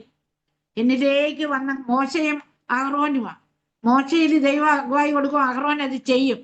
അപ്പൊ ഞാൻ പറഞ്ഞു, അയ്യോ ദൈവത്തിന്റെ ആത്മാവ്, ഞാൻ എന്റെ ഭർത്താവിനോട് പറഞ്ഞു, പ്രാർത്ഥിക്കുക ഇവന് വേണ്ടി, ദൈവം നമ്മുടെ കൂടെ ഉണ്ട്, പ്രാർത്ഥിക്കേ എന്ന് പറഞ്ഞു. ഞാൻ ഇവന്റെ തലയില് കൈവച്ചിരിക്കുക. ഞാനങ്ങ് എന്റെ ആത്മാവ് ഇവന്റെ ദേഹത്തോട്ട് അങ്ങ് പോവുക. പോയപ്പം പുള്ളിക്കാരൻ സഹോദരൻ പ്രാർത്ഥിക്കുക, ശശി ബ്രദർ പ്രാർത്ഥിക്കാൻ പറഞ്ഞു. പ്രാർത്ഥിച്ചിട്ട് ഇവനോട് ചോദിച്ചു, എവിടെയാണ് വെച്ചിരിക്കുന്നതെന്ന് ചോദിച്ചു. അപ്പൊ അവനൊരു ഷെൽഫ് കാണിച്ചു, ഇന്ന പുസ്തകത്തിന്റെ അകത്താണ്. ആ ഷെൽഫെല്ലാം വലിച്ചെടുത്തും ദൂരെ കളഞ്ഞ് അന്ന് അവന് വിടുതൽ കിട്ടുകയാണ്. ദൈവത്തിന്റെ ഒരു അത്ഭുത കാര്യം അന്ന് അവിടെ നടക്കാൻ. ലഗ്യോൻ, നമ്മൾ പ്രാർത്ഥിച്ച് വെള്ളം കൊടുത്താലുണ്ടല്ലോ അവൻ കുടിക്കുകയില്ല, അത് രക്തമാണെന്ന് പറയും. സാത്താൻ അറിയാം, നമ്മൾ പ്രാർത്ഥിക്കും വെള്ളം യേശുവിന്റെ രക്തമായിട്ട് മാറട്ടെ എന്ന് പറയുമ്പോൾ അത് രക്തമായിട്ട് മാറി. നമ്മക്കറിയത്തില്ല, നമ്മൾ വെള്ളമാ കാണുന്നേ. പക്ഷെ അവനിലിരിക്കുന്ന സാത്താൻ അറിയാം, അയ്യോ ഇത് രക്തമാണ്, ഞാൻ കുടിക്കത്തില്ല എന്ന് പറയും. കുടിക്കത്തില്ലെന്നോ, പിന്നെ നിർബന്ധിച്ച് കുടിപ്പിക്കും, അയ്യോ അത് രക്തമാണെന്നും പറഞ്ഞ്. അങ്ങനെ ഞങ്ങളെ ഭൂതത്തെ ഇറക്കുന്ന ആ ഡ്യൂട്ടി ഞങ്ങൾക്ക് തരിക. അതിനുവേണ്ടി ആദ്യമായിട്ട് ഞങ്ങൾ പോയത് മുന്നുകുഞ്ഞൂർ എന്ന് പറഞ്ഞൊരു പാസ്റ്ററുണ്ട്, അയാളാണ് ഭൂതത്തെ ഇറക്കുന്നതിന് കേൾവി കേട്ട്. ഇയാളുടെ മീറ്റിങ്ങിന് ഞങ്ങൾ പോയി. അന്ന് പോയപ്പോ ഇയാളുടെ മീറ്റിങ്ങിന് സാത്താൻ പിടിച്ച കൂടോത്രം മന്ത്രവാദം ചെയ്ത് ഇട്ടിരിക്കുന്നത്, ആഹാരത്തിൽ കലർത്തി കൊടുത്തത്, മന്ത്രത്തിൽ കലർത്തി കൊടുത്തത്, ഇതൊക്കെ കൂടോത്രം മന്ത്രവാദം എല്ലാം ഉള്ളതാ കേട്ടോ. അയ്യോ എത്ര കൂടോത്രം മന്ത്രവാദം ഇറക്കിയിരിക്കുന്നു ഇതിനെല്ലാം കൊടുത്തതിന്. അത് ആ പാസ്റ്ററുടെ മീറ്റിങ്ങിന് എല്ലാരും ഡാൻസ് കളിക്കുക. പാസ്റ്ററുടെ അടുക്കിലോട്ട് ചിലരെ പാസ്റ്റർ വിളിക്കും, അപ്പൊ പാസ്റ്ററെ കളിയാക്കും. കളിയാക്കി പാസ്റ്റർ അവസാനം പറയുന്ന ഒരു കാര്യമായി ഭൂതത്തെ ഇളക്കാൻ, ഈ മൂക്ക് കൊണ്ട് എഴയാൻ പറയും. ഈ മൂക്ക് ഒറിജിനൽ സാത്താനാണ്, അന്ധകാരമാണെങ്കിൽ മൂക്ക് കൊണ്ട് നിലത്തുകൊണ്ട് ഇങ്ങനെ എഴയും, മൂക്ക് കൊണ്ട് മാത്രം ഇങ്ങനെ എഴയും. അപ്പൊ ഇവ കുറച്ചെഴയുമ്പോ ഇവന് നോകുമ്പം പറയാം, അയ്യോ എനിക്ക് നോക്കുന്നേ എന്ന് പറയുമ്പോൾ ചോറും വിട്ടുപോകും എന്ന് പറയുമ്പോ ഒന്നുകിൽ നിലത്ത് തലയിട്ടടിച്ചിട്ട് അല്ലെങ്കിൽ 3 പ്രാവശ്യം കാറിക്കൊണ്ട് അങ്ങനെയൊക്കെ പോകുന്ന ഈ പാസ്റ്ററുടെ മീറ്റിംഗ് ഞങ്ങൾ കണ്ടു. അപ്പൊ ഞങ്ങൾ ഇവിടെ വന്ന് അതൊന്ന് പ്രയോഗിച്ചു നോക്കാം. അപ്പൊ നമ്മുടെ ആ ചെറിയ കുടിലും ഏതെങ്കിലും അന്ധകാര ശക്തി വരുവാണെങ്കിൽ ഡാൻസ് കളിക്കാൻ തുടങ്ങും, പാമ്പിനെ പോലെ എഴയാൻ തുടങ്ങും. അയ്യോ എന്തൊക്കെയാ. അപ്പൊ നമ്മൾ ഇതൊന്ന് പ്രവർത്തിക്കാൻ തുടങ്ങി. മൂക്കുകൊണ്ട് എഴയാൻ പറയും. അങ്ങനെ മൂക്കുകൊണ്ട് എഴയുമ്പോ ഇവർക്ക് നോവും എന്ന് പറയുമ്പോ പറയും, വിട്ടിട്ട് പോവും എന്ന് ചോദിക്കുമ്പോ ഇല്ല വിട്ടിട്ട് പോകത്തില്ല എന്ന് പറയും. ആദ്യം പറയും പോകത്തില്ല, വിട്ടിട്ട് പോകത്തില്ല, ഒന്നുകൂടെ എഴയാൻ പറയും. പിന്നെ അവൻ വിട്ടിട്ട് പോകാൻ ഏറ്റവും നൊമ്പരപ്പെടുക്കുന്ന ഒരു സംഗതിയാണ് മൂക്കുകൊണ്ട് എഴയുന്നത്. അങ്ങനെ ഈ ലഗ്യോൻ ഇറങ്ങിയ, രവി എന്നാ കൊച്ചിന്റെ പേര്, ഇവൻ സുഖപ്പെട്ടപ്പം അവൻ വേറെ ചർച്ചിനെയൊക്കെയാ, ഇവിടുത്തെ നമ്മുടെ മർത്തോമ പോലെ ഇവിടെ മെനോനൈറ്റ് CC ചർച്ച് എന്നൊക്കെ പറയാം. നമ്മുടെ മർത്തോമയുടെ സെയിം കാറ്റഗറിയാണ് ഇവിടുത്തെ മെനോനൈറ്റ് എന്ന് പറയുന്ന ചർച്ച്. അവർക്ക് അമ്മയില്ല, പ്രാർത്ഥനയില്ല, ഒന്നുമില്ല. പക്ഷെ അവർക്ക് പരിശുദ്ധാത്മാഭിഷേകം ഒന്നുമില്ല, അന്യഭാഷയൊന്നുമില്ല, അവർക്ക് കയ്യടിയും വേണ്ട, അല്ലലിയായും വേണ്ട, ഒന്നും വേണ്ട. അതായി മെനോനൈറ്റ്. ആ മെനോനൈറ്റിലുള്ളതായി ചെറുക്കൻ, എല്ലാം വേറെ ചർച്ചിലുള്ളതാണ്. ഇവനെ വന്ന് സുഖമായെന്ന് അറിഞ്ഞപ്പം ഏതാണ്ട് ഞങ്ങളുടെ പേര് ഈ ക്രിസ്ത്യാനികളുടെ ഇടയിൽ ശശി ബ്രദറിന്റെ പേരൊന്ന് പരന്നു. അപ്പം അങ്ങനെ ഇരിക്കും. അത് പോയി കഴിയുമ്പം വേറൊരാളെ ആയിരിക്കും വിടുന്നത്. അത് ദൈവം കാണിച്ചെങ്കിൽ മാത്രമേ കേസ് ഏറ്റെടുക്കത്തുള്ളൂ. എന്തെങ്കിലും കിങ്സ് കാണിക്കും. ഒരു ഡ്രഗ്സ് എഡിറ്റ്സ് എന്ന് പറഞ്ഞാൽ അവൻ കല്യാണമൊക്കെ കഴിച്ചവന്, അവന് 10-26 വയസ്സുണ്ട്. ഈ വരുന്നു മറ്റവനെ സാക്ഷി നമ്മൾ സ്നാനം ചെയ്യിച്ചേ വിടത്തുള്ളൂ. ഈ വന്ന് ലഗ്വാൻ ബാധിച്ചവനെ സ്നാനം ചെയ്യിച്ചു. അവനെ പിന്നെ നമുക്ക് കാര്യമില്ല, അവന്റെ കെട്ട് അഴിച്ചു വിട്ടു, അവനെ അങ്ങ് വിട്ടു. അപ്പോഴാണ് അടുത്ത ഡ്രഗ്സ് എഡിറ്റ്സ് ആണ്. ഡ്രഗ്സ് എഡിറ്റ്സ് എന്ന് പറഞ്ഞാൽ അവന് ബോധമില്ല, കല്യാണം കഴിച്ചു, പെണ്ണുപിള്ളയും കൂടെ നിൽക്കത്തില്ല, എല്ലാവേ. ആ കേസാണ് പിന്നെ തരുന്നത്. അതിനും ഉപവാസത്തോടു കൂടിയാണ് പ്രാർത്ഥിച്ചത്. ആ ഡ്രഗ്സ് എഡിറ്റ്സിന്റെ കേസ് ഞങ്ങൾക്ക് ഭയങ്കര നൊമ്പരമുണ്ടാക്കിയ ഒരു കേസായി പോയി അത്. ഇവനെ അപ്പൊ നമ്മുടെ ഇത് ഒറീസയിലേക്കും നമ്മുടെ ആൾക്കാർ പോയിട്ടുണ്ടായിരുന്നു, ഒറീസയിലെ. അപ്പൊ നമ്മുടെ ഫീൽഡ് ഒറീസയാണ്. അപ്പൊ ഇവിടുന്ന് കെട്ടഴിക്കുന്ന ആൾക്കാരെ ഞങ്ങൾ കറങ്ങാൻ വേണ്ടിയിട്ട്, ഫീൽഡ് കാണിക്കാൻ വേണ്ടി ഒറീസയില് എല്ലാം കൊണ്ടുപോയി കറക്കിയിട്ടാണ് തിരിച്ചു കൊണ്ടുവിടുന്നത്. ആ ലഗ്യോനെ അങ്ങനെ കൊണ്ടുവിട്ടു. ഈ ഡ്രഗ്സ് എഡിറ്റ്സിനെ ഞങ്ങള് സ്നാനമൊക്കെ കൊടുത്തു കഴിഞ്ഞ ഇങ്ങനെ കറക്കാൻ കൊണ്ടുപോയി ഒറീസയ്ക്ക് പോവാം. അപ്പം രാജാക്കരിയാർ എന്ന് പറയുന്ന സ്ഥലത്ത് ഞങ്ങൾ പോകണം, അവിടുന്ന് ബിനോപൂറിന് പോകണം, അവിടുന്ന് ഞങ്ങൾക്ക് കാലഹാണ്ടിക്ക് പോകണം. അങ്ങനെ 3-4 സ്ഥലം കറങ്ങിയിട്ടാവും ഞങ്ങൾ തിരിച്ചു വരുന്നത്. രാജാക്കരിയാറിൽ അപ്പം നമ്മുടെ മിഷൻസ് ഇന്ത്യയുടെ ഒരു സെന്റർ ഉണ്ട്. അപ്പൊ അന്ന് രാത്രി ഞങ്ങൾ അല്ലെങ്കിൽ അവിടെ സത്രമുണ്ട്, സത്രത്തിലാണ് രാത്രി കഴിച്ചു കൂട്ടും. അപ്പൊ അന്ന് രാജാക്കരിയാറിലെ ഒരു മിഷന്റെ വീട്ടില് ഞങ്ങൾ അന്ന് രാത്രി തങ്ങുക. രാത്രി തങ്ങിയപ്പോഴത്തേക്ക് ആഹാരം എല്ലാം കഴിഞ്ഞു. ഈ കൊച്ചൻ എന്താ ചെയ്തെന്ന് ചോദിച്ചാൽ ബാത്റൂമിലോട്ട് പോകുന്ന കണ്ടു. പിന്നെ ഇവൻ പൊത്തോന്നും പറഞ്ഞ് താഴെ വീഴുന്ന സൗണ്ടാ കേൾക്കുന്നത്. അവരും കുഞ്ഞുങ്ങളെ വളർത്തുന്ന ഓർഫനേജ്, അവിടെ പിള്ളേരുണ്ടായിരുന്നു. പിള്ളേര് വന്ന് പറഞ്ഞു, അയ്യോ വയ്യാതേണ്ട വീണ് കിടക്കുന്നതെന്ന് പറഞ്ഞു. ഞങ്ങൾ ചെന്ന് നോക്കുമ്പോഴത്തേക്ക് ഇവന്റെ വായിൽ നിന്ന് ചൊകര, ചെവിയിൽ നിന്ന് ചൊകര, മൂക്കിൽ നിന്ന് ചൊകര, ഈ എവിടെ നിന്നൊക്കെയാണോ ഇവ രക്ഷിച്ചു കിടക്കുന്നത്. മിഷന്റെ ആശുപത്രിയിലോട്ട് കൊണ്ട് പെട്ടെന്ന് ഇവരുടെ വീട്ടിൽ വിവരം അറിയിച്ചു. അപ്പൊ പറഞ്ഞു, മിഷൻ ഹോസ്പിറ്റലുകാരെയാണ്, പെട്ടെന്ന് തന്നെ നിങ്ങൾ ഇവനെ കൊണ്ടുപോക്കോളാൻ പറഞ്ഞു, ദുർഗിന് കൊണ്ടുപോക്കോളാൻ പറഞ്ഞു. അപ്പൊ ഇവിടുന്ന് ഏതാണ്ട് ഒറീസ എന്ന് പറയുമ്പോൾ 9, 10, 12 മണിക്കൂർ യാത്രയാണ്. 10-10:30 ആയി, 11 ഇവിടെ. പെട്ടെന്ന് നിങ്ങളെ കൊണ്ടുപോക്കോ, ദുർഗിന് കൊണ്ടുപോയിക്കോളാൻ പറഞ്ഞു. അവര് ഇവനെ ജീപ്പും എല്ലാം അഡ്ജസ്റ്റ് ചെയ്തു. ഞങ്ങൾ ആ 10:30-11 മണി ആയപ്പം അവിടെ നിന്ന് വിടുകയാണ്. ഇപ്പൊ ട്രിപ്പ് കൊടുക്കുന്നുണ്ട് ഇവനെ. ചത്തോ ജീവനുണ്ടോ എന്നൊന്നും അറിയത്തില്ല. ഏതായാലും അതുകൊണ്ട് ഇങ്ങ് വരികയാണ്. വന്നപ്പോ വീട്ടുകാർ പറഞ്ഞു, സെക്ടർ 9 ഹോസ്പിറ്റലുണ്ട്, വലിയ ഹോസ്പിറ്റൽ. അപ്പൊ വീട്ടുകാർ ഞങ്ങളോട് പറഞ്ഞു, ഞങ്ങൾ ഹോസ്പിറ്റലിന്റെ വടിക്കേ കാണും, അമ്മയപ്പനും നല്ല ആൾക്കാരെല്ലാം, ടീച്ചേഴ്സും പണക്കാരാ. ഞങ്ങൾ ഹോസ്പിറ്റലിന്റെ പഠിക്കലുണ്ട്, നിങ്ങൾ അവിടേക്ക് വന്നേക്കേ എന്ന് പറഞ്ഞു. 5:30 മണി, 10:30 ആയപ്പോ തിരിച്ച ഞങ്ങൾ 5:30 മണിയായപ്പം ഞങ്ങൾ ഹോസ്പിറ്റലിന്റെ പഠിക്കലെത്തി. ഇവൻ മരിച്ചിട്ടില്ല, ഇവന് ജീവനുണ്ട്. അപ്പൊ ഈ തള്ള വിചാരിച്ച എന്താ, തള്ളേന്ന് വിചാരിച്ച ചത്ത ശവമാ കൊണ്ടുവരുന്നതാ. അപ്പൊ ജീപ്പ് വന്ന് നിർത്തിയ ഉടനെ ഈ തള്ള നെഞ്ചത്തിന് തലച്ച് കരയാനൊക്കെ തുടങ്ങി. ഞങ്ങൾ പറഞ്ഞ് കരയണ്ട, ആള് ജീവനോടെ ഉണ്ട്, ആ ആശുപത്രിയിലോട്ട് അഡ്മിറ്റ് ചെയ്തേക്കാൻ പറഞ്ഞു. അവര് പിന്നെ ആശുപത്രിയിൽ അഡ്മിറ്റ് ചെയ്ത്. എന്തുവാണ് അവൻ അന്ന് വരെ കഴിച്ച ആ ഡ്രഗ്സിന്റെ ആ വിഷം അവന്റെ മൂക്കിൽ കൂടെ, വായി കൂടെ, കണ്ണി കൂടെ ആ വിഷ രക്തം അവന്റെ ഇറക്കി അവന് സുബോധമായി. അത് അങ്ങനെ ഒരു കെട്ടഴിച്ചു. ആ കെട്ടഴിച്ചു കഴിഞ്ഞ് അപ്പോഴ ഒന്നുകൂടെ ഒരു ഇതാണ്.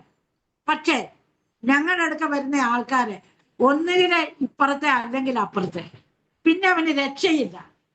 കെട്ടടിച്ച് വിട്ടു കഴിഞ്ഞാൽ വീണ്ടും അവനെ കെട്ടിലെങ്ങാനും പറ്റി അവനെ അപ്പോഴേ തട്ടുക ചെയ്യുന്നു. പിന്നെ വെച്ചേക്കത്തില്ല, ദൈവം അങ്ങനെ ചെയ്യും. അവനെ നരകത്തിലൊന്നും വിടത്തില്ല, അവൻ നിത്യതയിലുണ്ട്, പക്ഷെ അവനെ തട്ടും. അങ്ങനെ ഈ ഡ്രഗ്സ് അഡിക്ഷനെ അങ്ങനെ തട്ടി അവനെ കെട്ടഴിച്ചു വിട്ടു. അവന്റെ ഭാര്യയുമായിട്ട് അവൻ ജീവിതമായി. വീട്ടിൽ നിന്ന് 10-20 കിലോമീറ്റർ ദൂരെയായി. ഒരു ദിവസം ഞങ്ങൾ കേൾക്കുന്നത് അവൻ മരിച്ചെന്നുള്ള കാര്യമാണ് കേൾക്കുന്നത്. വീട്ടുകാർക്കും അറിയത്തില്ല. അപ്പൊ വീട്ടുകാരൻ ഞങ്ങളെ കൊണ്ട് പോയി. അപ്പൊ എന്താ, അവന്റെ മുറിയിൽ ഒരു പെട്ടി ഡ്രഗ്സ് ഗുളികയാ അന്ന് ഇവിടെ 10-50 മധുമനക്ക എന്ന് പറയും ഇവിടുത്തെ ആ ഗുളികയ്ക്ക്. ഭയങ്കര നശയാ, ഗഞ്ചാവിന്റെ ഗുളിക മറ്റെയാ. അത് അവൻ തലേ ദിവസം കൊണ്ടുവന്ന് വെച്ച് തിന്നതാ. അവന് വെട്ടിയവനെ. പക്ഷെ അവൻ നരകത്തിൽ നിന്നും പോയതാ. അതും എന്നെ കാണിച്ചു. ഇവൻ വെള്ളസിംഹാസന ന്യായവിധിയുടെ മുന്നിൽ ഇവൻ വെള്ള ഉടുപ്പിട്ട് ഉണ്ട്. അതും എന്നെ കാണിച്ചു. അവൻ അങ്ങനെ തട്ടി. അപ്പം ആൾക്കാർ വരുമ്പോൾ ഞങ്ങൾ പറയും ഒന്നുകിൽ ഈ പാറ ഇവിടെ അല്ലെങ്കിൽ അപ്പുറത്ത്. അങ്ങനെയുള്ളവരെ ദൈവം നമ്മുടെ അടുക്കലോട്ട് വിടത്തുള്ളൂ. അവസാനമായിട്ട് എനിക്ക് പറയാനുള്ളത്, ഈ ബൈബിൾ എന്ന് പറഞ്ഞാൽ, യേശുവിനെ പറ്റി പറയാനുള്ളത്, ഈ ബൈബിൾ എന്ന് പറഞ്ഞാൽ ക്രിസ്ത്യാനിയുടെ പുസ്തകമല്ല. ഈ ബൈബിൾ എന്നുള്ള വേർഡ് മീനിങ് തന്നെ എന്താണെന്ന് ചോദിച്ചാൽ പുസ്തകങ്ങളുടെ ഒരു കൂട്ടം എന്നാണ് ഈ ബൈബിള്. അത് അതിന്റെ വേർഡ് മീനിങ് തന്നെ ലെറ്റേഴ്സിന്റെ എഴുതി ഒരാൾ എടുത്തിട്ടുണ്ട്. Basic instructions before living earth. ഇതാണ് ബൈബിളിനെ പറ്റി പറയുന്നത്.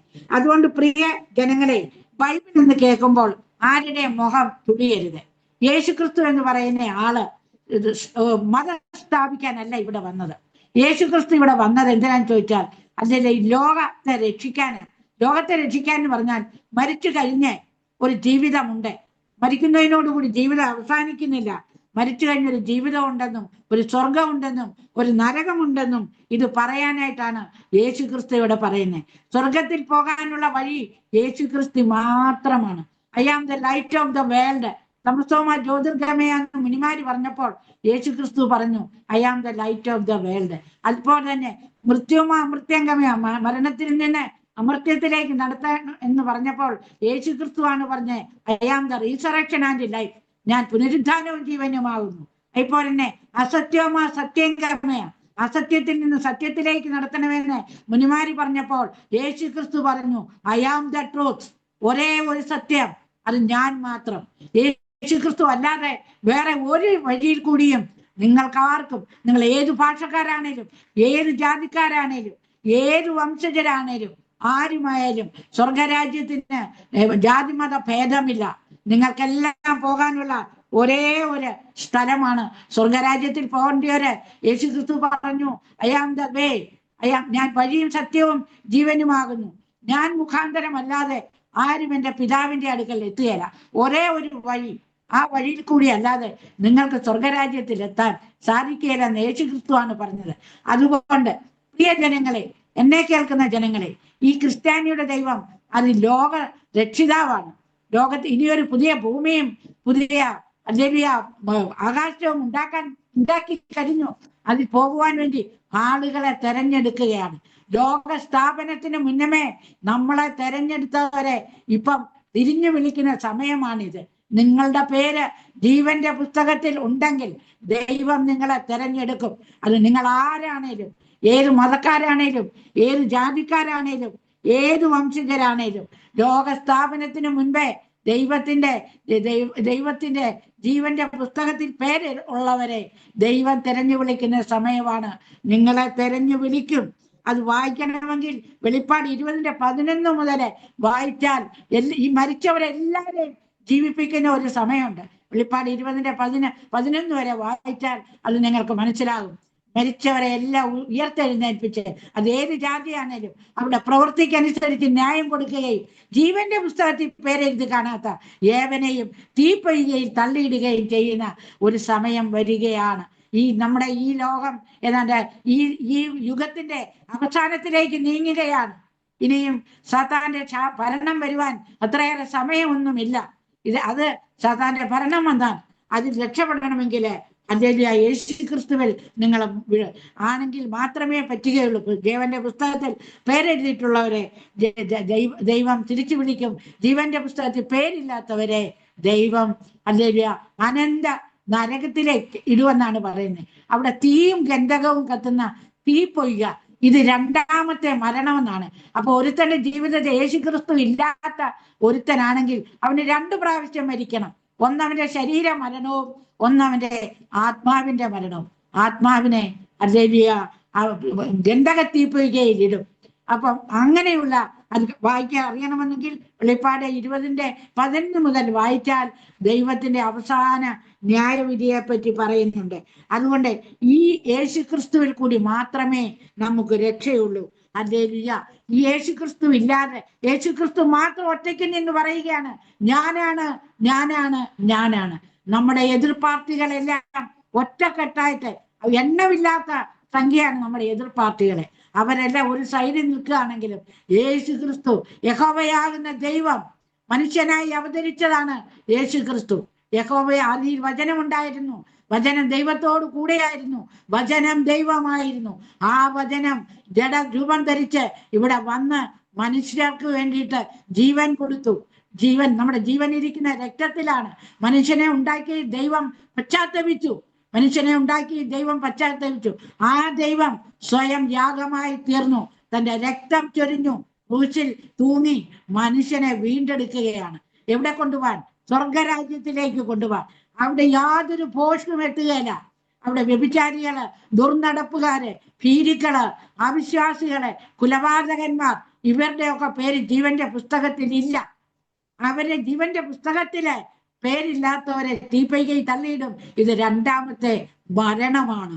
അതുകൊണ്ട് പ്രിയ ജനങ്ങളെ, നിങ്ങൾക്കൊരു രണ്ടാമത്തെ മരണം വേണ്ടെങ്കിൽ യേശുക്രിസ്തുവിനെ ആശ്രയിക്കുക, യേശുക്രിസ്തുവിനെ അന്വേഷിക്കുക. അന്വേഷിപ്പിൻ കണ്ടെത്തും. യേശുക്രിസ്തുവിനെ നിങ്ങൾ അന്വേഷിച്ച് കണ്ടെത്തുക. ഒരു കാര്യം കൂടെ പറയാം. 2016 അല്ലെങ്കിൽ ഓഗസ്റ്റ് 16 ഞാൻ ബൈബിള് വായിച്ചുകൊണ്ടിരുന്ന സമയത്ത് എന്നോട് ദൈവം ഒരു കാര്യം പറഞ്ഞതാണ്. ആദ്യത്തെ 38 സാൽ എന്ന് പറഞ്ഞാൽ ഇന്നു മുതൽ 38 വർഷത്തിനുള്ളിൽ എന്തെങ്കിലും സംഭവിക്കും. 2016 ഓഗസ്റ്റ് 16 മുതൽ 38 വർഷം ഞാൻ കണക്ക് കൂട്ടിയപ്പോൾ 2054. ഈ 2054 ഞാനന്ന് വായിച്ച പുസ്തകം ഇസക്കിയേലിന്റെ പുസ്തകമാണ്. അത് 39, 38, 39 അധ്യായമാണ്. ഹർമഗദ്ദോൻ ലഡായിയുടെ യുദ്ധത്തിന്റെ കാര്യങ്ങളെ പറ്റിയാണ്, അവസാന യുദ്ധത്തിന്റെ കാര്യങ്ങളെ പറ്റിയാണ്. അന്നാണ് എനിക്ക് ഈ സൗണ്ട് കേൾപ്പിച്ചത്. ബൈബിളിൽ നിന്ന് പറഞ്ഞു, ആദ്യത്തെ ഇന്ന് മുതൽ 38 വർഷമാണ് ദൈവം പറഞ്ഞ സമയം. എന്നോട് സംസാരിക്കുന്ന ദൈവം. ഇന്നും ഞാൻ ദൈവത്തെ കാണുന്നു. ദൈവത്തെ ഒരു മിനിറ്റ് പോലും നമ്മൾ കാണുന്ന ഈ ആത്മാവ്, ഹല്ലേലൂയ, ഞാൻ ആ ദൈവ ആത്മാവിനെ ഞാൻ കാണുന്നു. ആത്മാവിനെ നയിക്കുന്നു. ആത്മാവ് പറയുന്ന പോലെ ഞാൻ ജീവിക്കുന്നു. എനിക്ക് വേറൊരു ജീവിതമില്ല. മരിക്കണമെങ്കിൽ മരിക്കാം. ഞങ്ങളുടെ ഇവിടെയൊക്കെ ഞങ്ങൾ എപ്പോഴാണ് അകത്താകുന്നതെന്ന് അറിയത്തില്ല, എപ്പോഴാണ് ഞങ്ങളെ കൊല്ലുന്നതെന്ന് അറിയത്തില്ല. വെട്ടിയും കുത്തിയും കൊല്ലുന്നേ. ഞങ്ങൾ ഈ ദൈവത്തിന് വേണ്ടി മരിക്കുവാൻ തയ്യാറായിട്ടിരിക്കുന്ന, ഹല്ലേലൂയ, എൻ്റെ മോനെയും മോളെയും ദൈവം ദൈവവേലയ്ക്ക് വേണ്ടി തിരിച്ചു വിളിച്ചതാണ്. അവരുകൊണ്ട് എൻ്റെ മരിമോൻ പാസ്റ്ററാണ്. ഹല്ലേലൂയ, എല്ലാവരും ഒരുമിച്ച് താമസിച്ച് കുടുംബമായിട്ട് ഞങ്ങളെ തിരിച്ചു വിളിച്ച് ജീവനുള്ള ദൈവത്തിന്റെ ജീവനുള്ള സാക്ഷികളായിട്ട് നിൽക്കുന്ന ഒരു കുടുംബത്തിൽ ആണ് ഞങ്ങളുടേത്. എൻ്റെ വാക്കുകൾ ഞാനിവിടെ ഉപസംഹരിക്കുകയാണ്. എല്ലാവർക്കും യേശുക്രിസ്തുവിന്റെ നാമത്തില് എൻ്റെ ഹൃദയംഗമമായ പ്രൈസ് ദി ലോർഡ് വന്ദനം ഞാൻ എല്ലാവരെയും അറിയിച്ചുകൊള്ളുകയാണ്. എല്ലാവരെയും ദൈവം ധാരാളമായി അനുഗ്രഹിക്കട്ടെ. എന്നെ കേൾക്കുന്ന ജനങ്ങളെ എല്ലാവരെയും ധാരാളമായി ദൈവം അനുഗ്രഹിക്കട്ടെ എന്ന് ഞാൻ പ്രാർത്ഥിച്ചുകൊണ്ട് എൻ്റെ ഈ അനുഭവ സാക്ഷ്യം ഇവിടെ ഉപസംഹരിക്കുകയാണ്. God bless you everybody. Praise the Lord, praise the Lord, praise the Lord. ആമേൻ, ആമേൻ, ആമേൻ. താങ്ക് യു പ്രിയ ശാന്തമ്മ ആൻറ്റി. ഇത്രത്തോളം സമയം ദൈവസന്നിധിയിൽ ദൈവം നടത്തിയ അത്ഭുതകരമായ വഴികളെക്കുറിച്ച് ദൈവനാമ മഹത്വത്തിന് വേണ്ടി പങ്കുവയ്ക്കുവാൻ കർത്താവ് കൃപ ചെയ്തത് ഓർത്ത് ഞാൻ ദൈവത്തിന് സ്തോത്രം ചെയ്യുന്നു. ഒരു വിപ്ലവകാരിയുടെ വിപ്ലവകരമായ ഒരു സാക്ഷ്യമെന്ന് വേണമെങ്കിൽ ഇതിനെ പറയുവാൻ തക്കവണ്ണം കഴിയും. ആദ്യം മുതൽ അവസാനം വരെ അതിൻ്റെ ഊർജം ഒട്ടും ചോരാതെ അത് പറയുവാൻ കർത്താവ് കൃപ ചെയ്തു. ഈ വാർദ്ധക്യത്തിലും അനുഭവിച്ചറിഞ്ഞ ആ ഒരു തീഷ്ണത, ആ സന്തോഷം, ആ രക്തം, യേശുവിൻ്റെ ജീവനുള്ള രക്തം, ആമേൻ, ആ ശരീരത്തിൽ ഇന്നും അത് തുടിക്കുന്നു, അത് തുളുമ്പുന്നു. അതിൻ്റെ തീഷ്ണതയും അതിൻ്റെ ഉത്സാഹവും ഓരോ വാക്കിലും നിറഞ്ഞു നിന്നു എന്ന് കേൾവിക്കാരായ ഓരോരുത്തർക്കും മനസ്സിലാക്കുവാൻ തക്കവണ്ണം കഴിയും. അത് ഒരു വിപ്ലവകാരിയുടെ വിപ്ലവകരമായ വാക്കുകളല്ല, പകരം അത് ക്രൂശിലെ സ്നേഹത്തിൽ നിന്ന് പകർന്നു കിട്ടിയതായ ദൈവത്തിൻ്റെ സ്നേഹമൊന്ന് മാത്രമാണ് ആ വാക്കുകൾ പ്രസ്താവിപ്പാൻ ഇടയായി തീർന്നതെന്ന് കേൾവിക്കാർക്ക് മനസ്സിലാക്കുവാൻ തക്കവണ്ണം കഴിയും. ദൈവമായ കർത്താവ് ആ കുടുംബത്തെ വിളിച്ച് വേർതിരിച്ചു. അതുകൊണ്ട് ഇന്ന് ആ ദേശത്ത് അനേക പ്രിയപ്പെട്ടവർക്ക് ദൈവത്തെ അറിയുവാൻ, ഈ അനുഭവത്തിലേക്ക് കടന്നു വരുവാൻ, യേശുവിൻ്റെ സ്നേഹം അനുഭവിച്ചറിയുവാൻ, ഒന്നുകൂടി പറഞ്ഞാൽ ജീവന്റെ പുസ്തകത്തിൽ ചിലരുടെയെങ്കിലും പേരെഴുതപ്പെടുവാൻ കർത്താവിൻ്റെ ദാസിയെയും ദാസിനെയും കുടുംബത്തെയും ദൈവം മുഖാന്തരമാക്കി തീർത്തു. നിങ്ങളുടെ പേര് മാത്രമല്ല, നിങ്ങളിലൂടെ അനേക ആത്മാക്കൾ ജനിക്കുവാൻ കർത്താവ് കൃപ ചെയ്തു. അതിന് വലിയൊരു പ്രതിഫലം ആമേൻ സ്വർഗത്തിലെ ദൈവം ഒരുക്കിയിട്ടുണ്ട്. അത് പ്രാപിപ്പാനായി ഇനിയുള്ള ആയുസ് ഓടുവാൻ കർത്താവ് അവസരങ്ങളെ ഒരുക്കട്ടെ എന്ന് ആശംസിക്കുന്നു, പ്രാർത്ഥിക്കുന്നു. ഇത്രത്തോളം സമയം അരോമ ടിവിയുടെ പ്രേക്ഷകരോടൊപ്പം സമയം ചിലവഴിച്ചല്ലോ. കർത്താവ് സഹായിക്കട്ടെ. പ്രേക്ഷകർക്ക് വലിയ അനുഗ്രഹവും സന്തോഷവും പ്രചോദനവും പകരുന്ന വാക്കുകളാണ് പറഞ്ഞത്. കേൾവിക്കാരെ ഓരോ പ്രിയപ്പെട്ടവർക്കും വലിയൊരു അനുഗ്രഹമായി തീർന്നു നിങ്ങൾ വിശ്വസിക്കുന്നു. തീർച്ചയായിട്ടും നിങ്ങൾ കേട്ടതിന് ശേഷം നിങ്ങളുടെ പ്രിയപ്പെട്ടവർക്കൊക്കെ ഷെയർ ചെയ്ത് കൊടുക്കൂ. അവരും കേട്ട് അനുഗ്രഹിക്കപ്പെടട്ടെ. അതിലൂടെ ദൈവനാമം മഹിമപ്പെടുവാൻ ഇടയായിത്തീരും. നമുക്ക് ഒരുമിച്ച് പ്രാർത്ഥിക്കാം. നാം പ്രാർത്ഥിക്കുമ്പോൾ കർത്താവിൻ്റെ ദാസി അരോമ ടിവിയുടെ പ്രേക്ഷകർക്ക് വേണ്ടി ഒരു നിമിഷം ചുരുക്കം വാചകങ്ങളിൽ നമ്മെ പ്രാർത്ഥനയിൽ സഹായിക്കും. പ്രാർത്ഥിക്കാം. കർത്താവേ, നിന്നെ സ്തുതിക്കുന്നു, സ്തോത്രം ചെയ്യുന്നു അപ്പച്ച. ഈ നല്ല സമയത്തിനായി നന്ദിയുള്ള ഹൃദയത്തോടെ സ്തുതിക്കുകയാണ്. എന്നെ തന്നെ ഞാൻ മൊത്തമായി കർത്താവെ അവിടുത്തെ കരങ്ങളിൽ സമർപ്പിക്കുകയാണ്. ഈ ആരോമ ടിവിയിൽ അല്ലെങ്കിൽ ഈ ദാസൻ പ്രത്യേകിച്ച് എനിക്ക് അവസരം ഒരുക്കി തന്ന ഈ ദാസൻ പാസ്റ്റർ സാബിനെ ദൈവകരങ്ങളിലേക്ക് ഞാൻ സമർപ്പിക്കുകയാണ്. ഇനി ധാരാളമായിട്ട് ദൈവം അനുഗ്രഹിച്ചാട്ടെ എന്ന് ഞാൻ പ്രാർത്ഥിക്കുകയാണ്. ശക്തിപ്പെടുത്തിയാട്ടെ, ബലപ്പെടുത്തിയാട്ടെ എന്ന് ഞാൻ പ്രാർത്ഥിക്കുകയാണ്. അതുപോലെ തന്നെ ഇത് കേൾക്കുന്ന ജനങ്ങള് കർത്താവ് ഈ ജനങ്ങളുടെ ഹൃദയത്തിൽ കർത്താവ് ഹൃദയത്തില് എല്ലാവരുടെയും ഹൃദയത്തില് ദൈവശക്തി പകരണമേ എന്ന് പ്രാർത്ഥിക്കുകയാണ്. ദൈവം ശക്തിയാണ്. അല്ലെങ്കിൽ അതൊരു രൂപമല്ല. നിങ്ങൾ ഏത് ഭാഷയാണേലും വംശമാണേലും എല്ലാവരുടെ ഉള്ളില് ദൈവ ശക്തി പകരണമേ എന്ന് പ്രാർത്ഥിക്കുകയാണ്. അനേകരെ അനന്ത നരകത്തിൽ നിന്ന് തിരിച്ചെടുക്കുവാൻ കർത്താവെ ഈ സാക്ഷ്യം ഉപയോഗിച്ചുകൊള്ളണമേ എന്ന് പ്രാർത്ഥിക്കുകയാണ്. അനന്ത നരകത്തിൽ നിന്ന് അനന്ത ജീവനിൽ സ്വർഗരാജ്യത്തിലാക്കി തീർക്കുവാൻ അനേകരെ ദൈവം ഉപയോഗിച്ചു കൊള്ളണമേ, തെരഞ്ഞെടുക്കണമേ എന്ന് പ്രാർത്ഥിക്കുകയാണ്. കർത്താവെ ഹല്ലേലൂയ. ആരോമ ടിവിക്കും ഇതിന്റെ ദൈവദാസനായ പാസ്റ്റർ സാബ് അവറുകൾക്കും ഞാൻ ദൈവസന്നിധിയിൽ എല്ലാവരെയും താഴ്ത്തി സമർപ്പിക്കുകയാണ്. എന്നെ തന്നെയും താഴ്ത്തി സമർപ്പിക്കുകയാണ്. എല്ലാവരെയും സർവശക്തനാണ് നമ്മളെ ദൈവം. എൻ മനമേ യഹോവയെ വാഴ്ത്തുക, എന്റെ സർവ്വാന്തരംഗവുമേ അവന്റെ വിശുദ്ധ നാമത്തെ വാഴ്ത്തുക. എൻ മനമേ യഹോവയെ വാഴ്ത്തുക. അവൻ ചെയ്ത ഉപകാരങ്ങൾ ഒന്നും മറക്കരുത്. ഇല്ല കർത്താവ് അടിയാറ്റിക്ക് ചെയ്ത എല്ലാ ഉപകാരങ്ങളെ ഓർത്തുകൊണ്ട് അടിയാറ്റി ഈ ഗ്രൂപ്പിനെയും ഈ TV എന്നെ കേൾക്കുന്ന പ്രേക്ഷകരെയും പാസ്റ്റർ സാബ് അവറുകളെയും എല്ലാവരെയും ഈ ദൈവത്തിന്റെ കരങ്ങളിലേക്ക് താഴ്ത്തി സമർപ്പിക്കുകയാണ്. എല്ലാവരെയും ദൈവം ധാരാളമായിട്ട് അനുഗ്രഹിച്ചാട്ടെ. ദൈവത്തിന്റെ ശക്തി അത്ഭുത മന്ത്രി വീരനാം ദൈവം നിത്യപിതാവാണ് നമ്മളുടെ ദൈവം. ഈ അത്ഭുത മന്ത്രി വീരനാം ദൈവം നിത്യപിതാവിന്റെ കരങ്ങളിലേക്ക് ഈ പ്രാർത്ഥന താഴ്ത്തി സമർപ്പിക്കുന്നു. മാനവും മഹത്വം അവിടുത്തേക്ക് തരുന്നു. പ്രാർത്ഥന അവിടുത്തെ പ്രിയപുത്രനായ യേശുവിന്റെ നാമത്തിൽ അപേക്ഷയുള്ളുന്നു. കേൾക്കുമാറാകണമേ പിതാവേ. ആമീൻ, ആമീൻ, ആമീൻ. താങ്ക് യു പ്രിയ ശാന്തമ്മയാൻ. ഇത്രത്തോളം സമയം അനുഗ്രഹിക്കപ്പെട്ട ജീവിതാനുഭവം, ദൈവം നടത്തിയ അത്ഭുതകരമായ വഴികളെയും കുറിച്ച് ദൈവനാമ മഹത്വത്തിനു വേണ്ടി അരോമ ടിവിയുടെ പ്രേക്ഷകരോടൊപ്പം പങ്കുവയ്ക്കുവാൻ സമയം വേർതിരിച്ചതിന് കർത്താവിൻ്റെ ദാസരോടും കുടുംബാംഗങ്ങളുടേതായ നന്ദി സ്നേഹം അറിയിക്കുന്നു. ദൈവമായി കർത്താവ് ധാരാളം അനുഗ്രഹിക്കട്ടെ.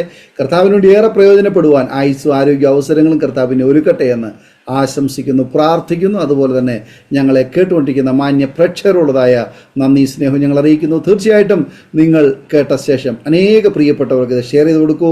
അവരും കേട്ട് അനുഗ്രഹിക്കട്ടെ. മാത്രമല്ല നിങ്ങളുടെ വിലയേറിയ അഭിപ്രായങ്ങളും നിർദ്ദേശങ്ങളും കമൻറ്റ് ബോക്സിൽ രേഖപ്പെടുത്താവുന്നതാണ്. നിങ്ങൾക്ക് ഒരു പ്രാർത്ഥനാ വിഷയമുണ്ട്, ഞങ്ങളുമായി ബന്ധപ്പെടുവാൻ ആഗ്രഹിക്കുന്നെങ്കിൽ സ്ക്രീനിൽ കാണുന്ന വാട്സാപ്പ് നമ്പറിൽ ഞങ്ങളെ വിവരം അറിയിക്കൂ. അതുപോലെ തന്നെ aroma.tv.co.in എന്ന വെബ്സൈറ്റ് നിങ്ങൾക്ക് സന്ദർശിക്കാം. അതുപോലെ തന്നെ എല്ലാ തിങ്കളാഴ്ചയും രാത്രി 9 മണി മുതൽ ഞങ്ങൾ നിങ്ങളുടെ വിഷയങ്ങൾക്ക് വേണ്ടി പ്രാർത്ഥിക്കുന്നു. പ്രാർത്ഥനാ മീറ്റിംഗിൽ സംബന്ധിപ്പാൻ ആഗ്രഹിക്കുന്നവർ ഞങ്ങളുമായി ബന്ധപ്പെടുക. കർത്താവ് അനുഗ്രഹിക്കട്ടെ.